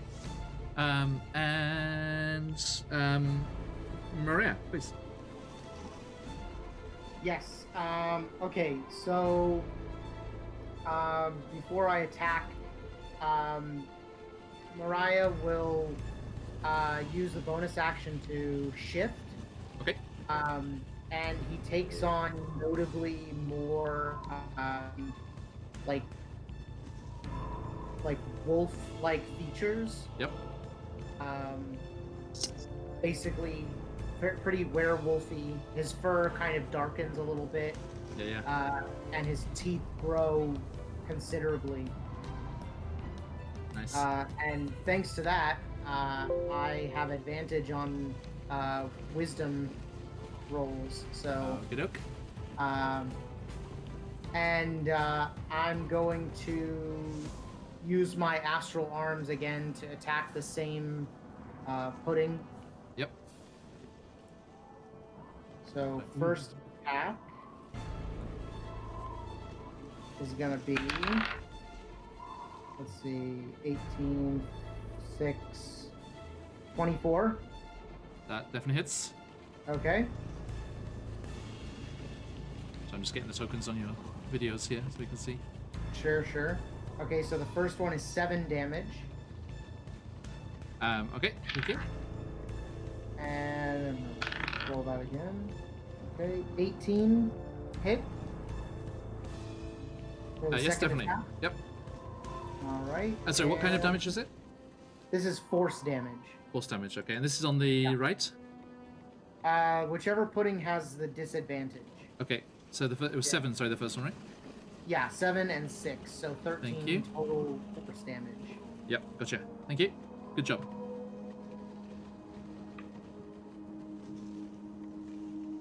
Anything else? You good?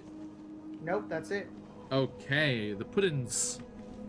The puddings. The first one is going to go for... Grum. A pseudopod lashes out towards you, Grum. 16? Oh, that hits. Okay, that is 8 bludgeoning Okay. and 12 acid. Yikes. Do you have any armor? No, right? Leather armor. Leather armor? Okay. You take a -1 to your AC as the leather armor Okay. starts to boil and burn away with the acid. The second one is going for you, Mariah. And oh no, it's gonna That's be 12. Oh, 10. Thank you. misses. Okay. Thank you, Josh. And that's them done. And we're back to... And, oh, sorry. Could Josh roll me a d20? Yes. 14. 14. Okay. Okay, both you and the goblins suffer no setbacks in this section of the chase. Okay, Graham, yours up. And Noel, you're next. Now I did have one plan, but then this other plan came up. How big is the hag's room? It's like 6 feet long. 6 feet.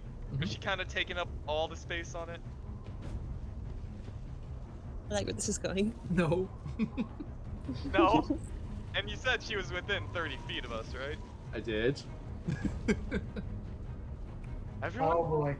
I have an idea. I'll be right back. Misty step onto her broom. She's like, ah! What the hell was that? Alright. And you know we're gonna be sabotaging that shit. Colby, do you want to get rid of that? Yeah. Thank you.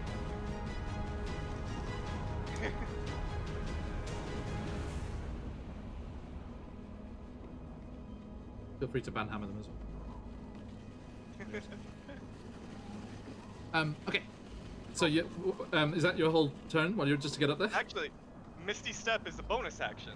Oh, okay. So, I'm gonna start shoving her and like trying to push her off. Okay. So Just this like- is what is the shove? Hold on. That would be. It's a contested roll of something versus something, isn't it? Yeah, using the attack action, you can make a special melee attack to shove a creature. Okay.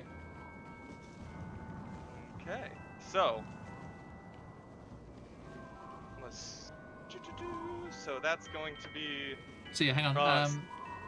If you, yeah, Yep, you make a special attack to shove the creature. Okay. And there's no bonuses for it, correct? It's just You make you make an athletics check. athletics. Okay. So with my athletics, that makes this 15. 15 for you. Okay, she gets. Okay, she's more nimble than she is strong, so she tries to avoid the thing. Okay. And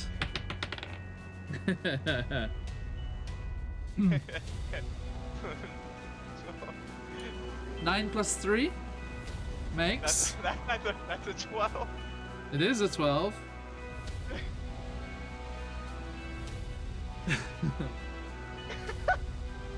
Okay, so you're watching Iguram, and he's just like, "I'll be right back," and he disappears, and poof, Nightcrawler poofs into existence on top of this. And she's like, "Ah, what are you doing? Are you my appetizer?" And you're like, "Nope," and just like slam into her, and she's like, and falls, taking it's a d6 per 10 feet, isn't it? So Correct. that is 9 bludgeoning damage as she falls into the trees below. But more importantly, she is in the trees below. Yay. Now I am flying a magic broom.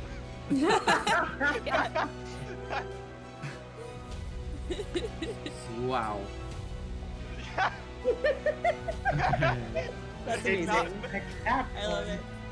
Misty step, boys. That's the way to go. Just That's amazing. Okay. Broom of Flying.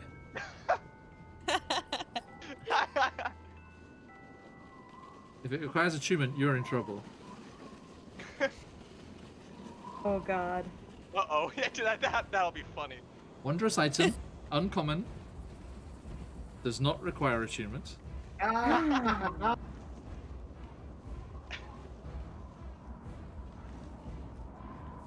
Okay. This broom, which weighs 3 pounds, functions like a mundane broom until you stand astride it and speak its command word. Then it hovers beneath you and can be ridden in the air. It has a flying speed of 50 feet and can carry up to 400 pounds. The broom stops hovering when the you. command words. The broom stops hovering when you. No, the command word starts it hovering. And it doesn't stop hovering until you land on the ground. So. absolutely delicious. And. Yep. There you go. You are now riding atop a Burhag's cane. As this twisted, gnarled wood just flies through the air beneath you, and Sugar Plum Mary has gone flying off into the trees. Now, wow. At this moment, you all hear a tremendous boom. And you're looking back at the goblins behind you and looking up at Graham on his new broom, and watching the hag fall into the trees. And you're all looking up the slope, so you all see the gathering cloud of white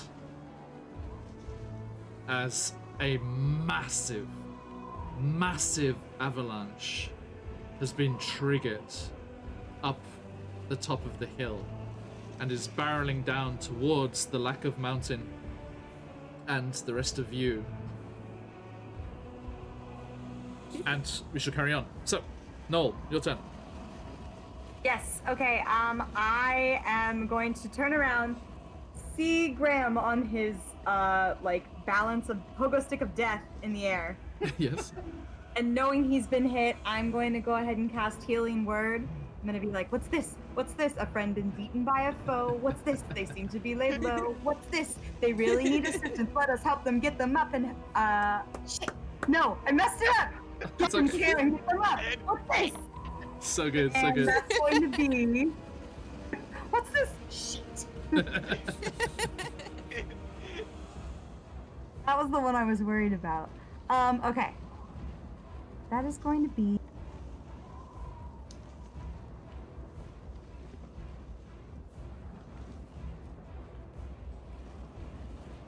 All of you on the sled, watch this happen, and you know it will hurt you, but you think that shoving these Christmas puddings off the sled might be a good idea.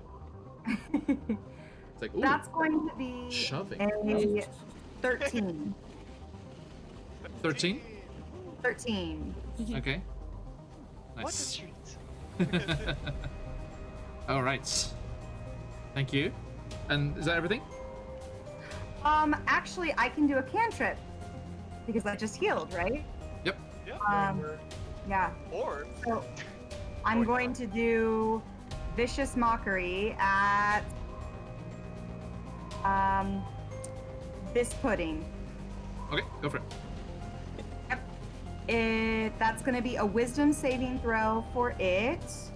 11. I will say all the other puddings used to laugh and call him weak. They never let poor baby even so much as speak. It looks very, very sad. And Little black tube goes out. it droops visibly. And how much damage is that? 5 psychic damage. 5 psychic. Yes. All right. There's no immunities or resistances there. Okay. Thank you. And the goblins, one of them. Let's see. Okay, one of them is going to pull out a short bow and shoot at Crasher. No way. 7. No way. Shoo! Just goes flying over. It's like, "Yeah, okay." And Mrs. the other one's still driving. Pickle. I don't really want to touch the puddings because A, I have a -1 to my strength modifier, Fair. and B, I have -1 to my strength modifier. So, can I cast sleep on the goblins on the sled behind? Yeah, absolutely. Okay, I'm gonna do that. So that's gonna be a 5, 8, I guess. So that's gonna be 18. 18. Okay. So, as I said before, they only have 7 HP. So you just like reach out and what does it look like? How does this spell look for you? So I love the flavoring of me? spells. Yeah. For me, probably little sparkles as the little sort of settle around their heads, and perhaps little jingling noises and tinkles, and they're just very soothing and lovely, and they fall asleep while they're driving a sled at high speed down a mountain. As visions of sugar plums dance in their heads. I'm not sure what Mary's though. And you just see them. They're like and the giant. Remember, there's giant rats on the sled behind you. They're like just like bounding through the snow, trying to keep up with these reindeer. And you just see them just like yeah, and they just like collapse over.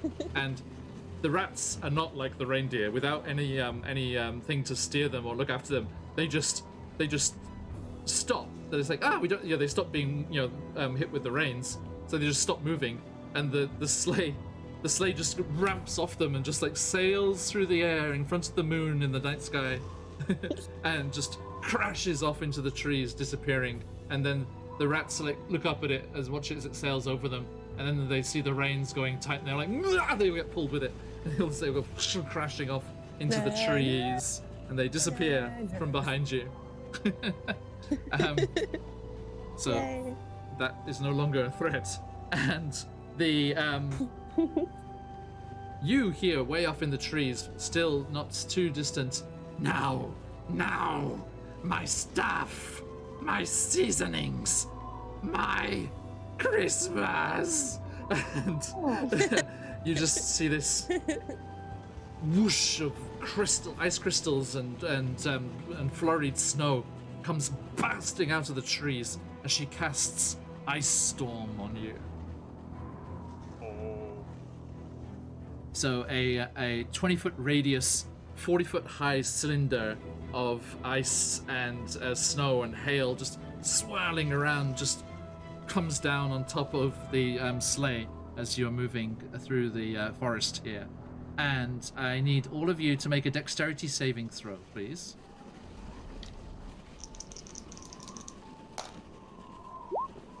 Dirty 20. Nice. 13. I can't believe it. 14. The odds are so low.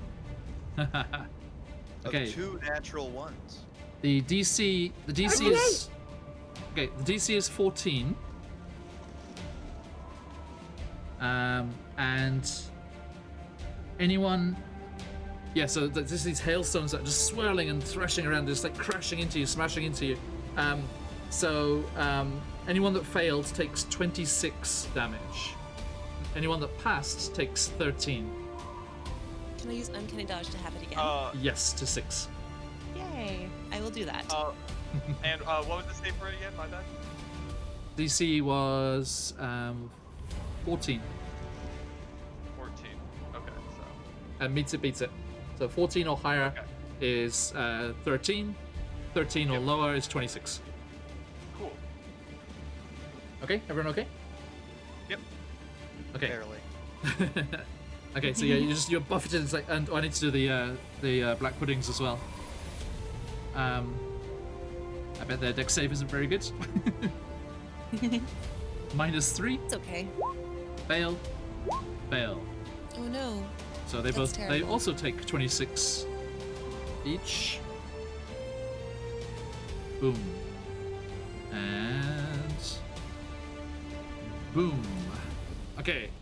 They the one on the right looks pretty bad. The other one looks hurt, and it's just the globs of their bodies just flying off as the hailstones smash into them. You're like trying to take cover behind the edges of the sleigh, and just like the reindeer are like slightly panicking. And you speed up a little bit, and actually I'm gonna give you a disadvantage on the chase check for this last bit here, as you just barreling down through the trees. And by the way, you can still see like Tio has not lost momentum at all. Tio is just like whoosh like down ahead of you, and just like all of the little the garlic people on his back have got their arms in there like wee like on a roller coaster.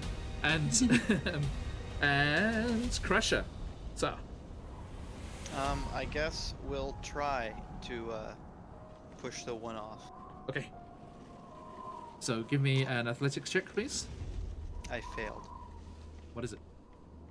A It's 9. just a straight athletics check for you. A 9. A 9. Yes. Okay. They get a 5 Oh. at +3. Oh dear. I rolled a Oof, 2. That's rough.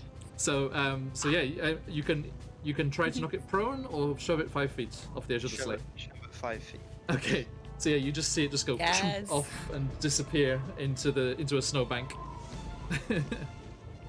And that one disappears. And you take 7 acid damage. Okay, that activates my strength and vigor, because that would have knocked me unconscious. Ooh. So you come back at 1.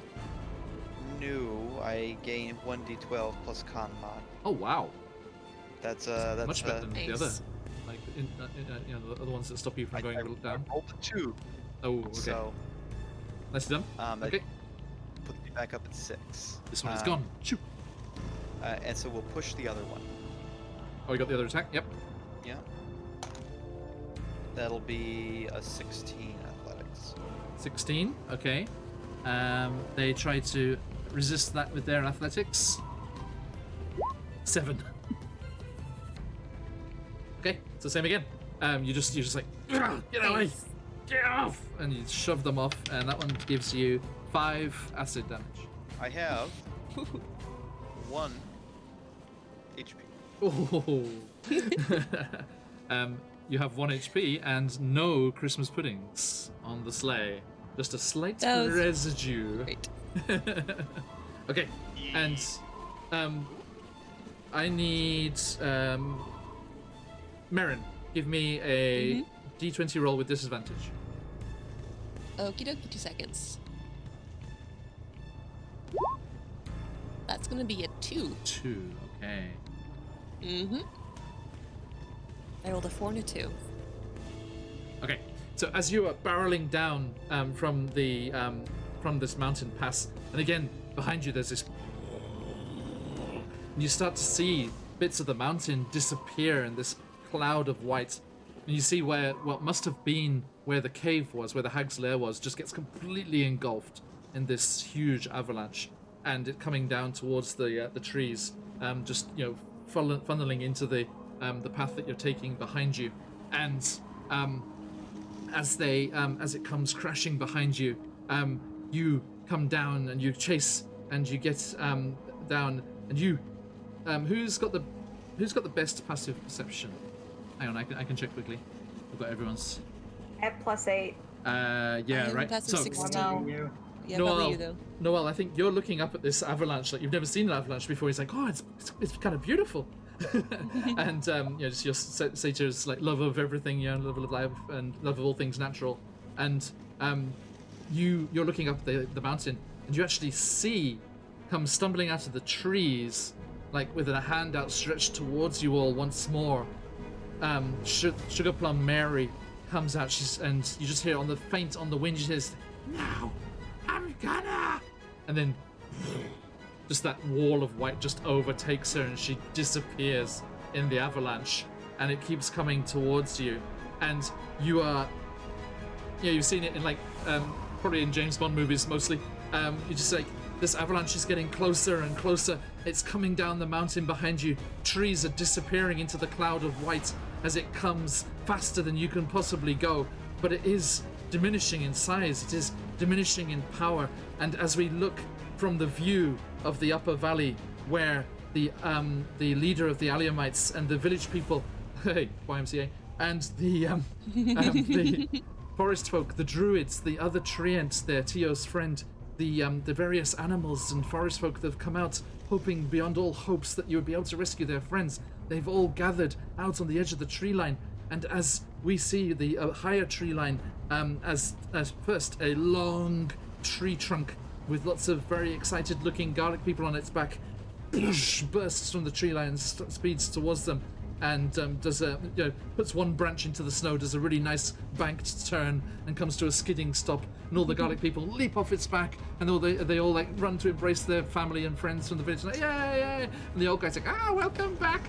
And then from behind them comes your sleigh, the reindeer's horns aglow in panic as you burst from the tree line, the trees quickly disappearing in white clouds behind you, and as you whoosh out, the avalanche comes to a finish and peters out as it loses momentum from all the trees and everything in its path, and you are just engulfed in a sparkly cloud like those super cold snow flurries up in Hokkaido, and just all around you, it's like someone cast fairy fire as all the snow is just sparkling around you.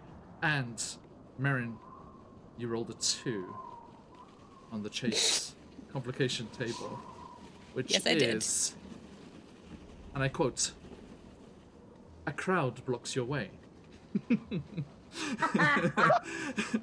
And they're like, "You made it! You made. Are you going to stop?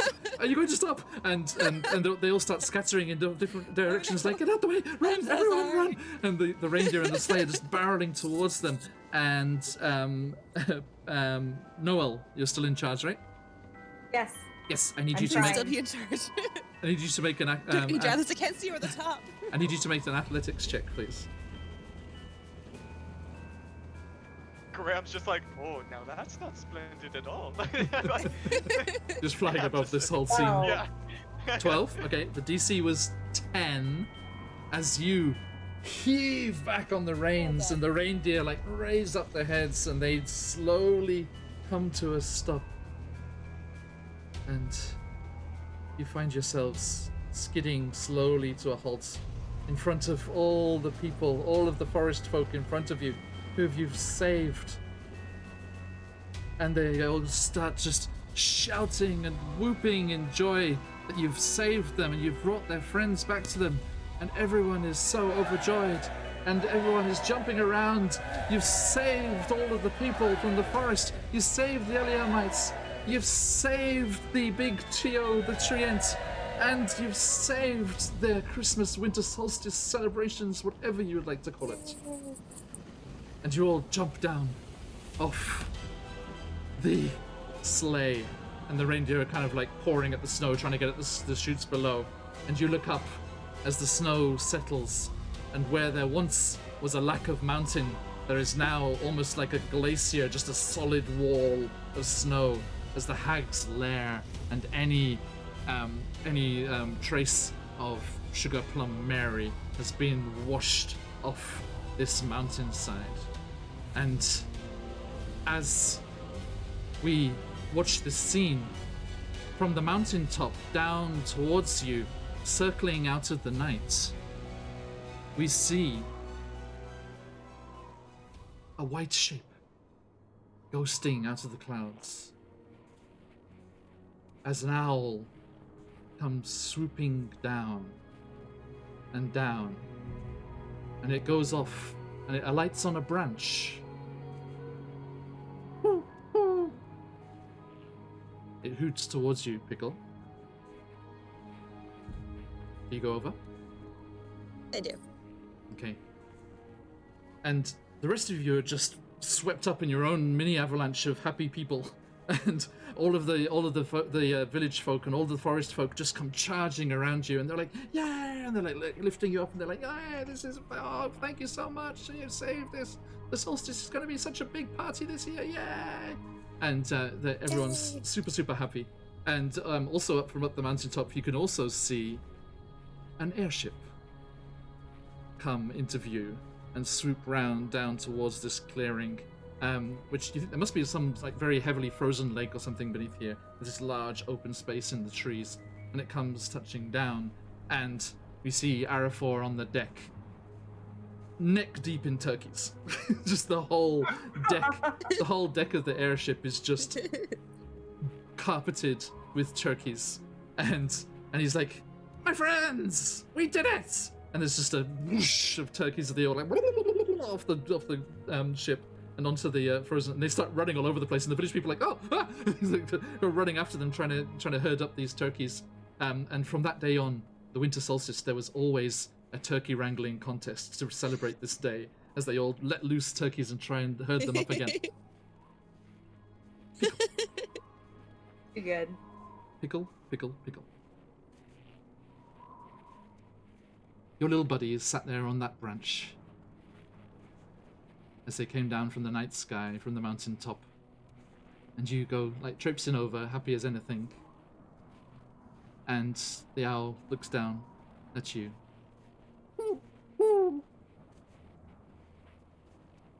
And their eyes glow.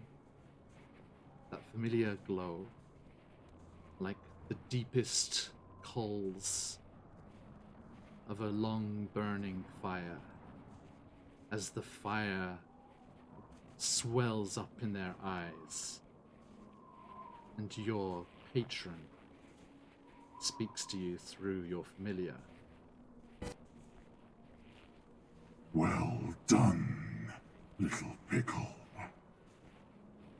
I trusted you would outrun the avalanche. Sorry if it caused a panic. But you have done well. Sugar Plum Mary will no longer be any kind of competition for us. Lord Krampus. As Pickle says, yes, Lord Krampus. We fade away from the upper valley, up above the ice spires, and up into the night sky.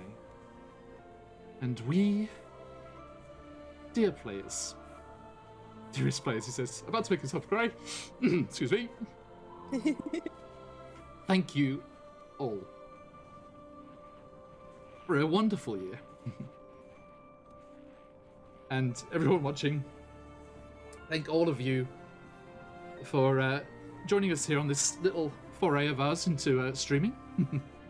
And it is so wonderful to have you all here. Hey, Bloody. And thank you again for yesterday.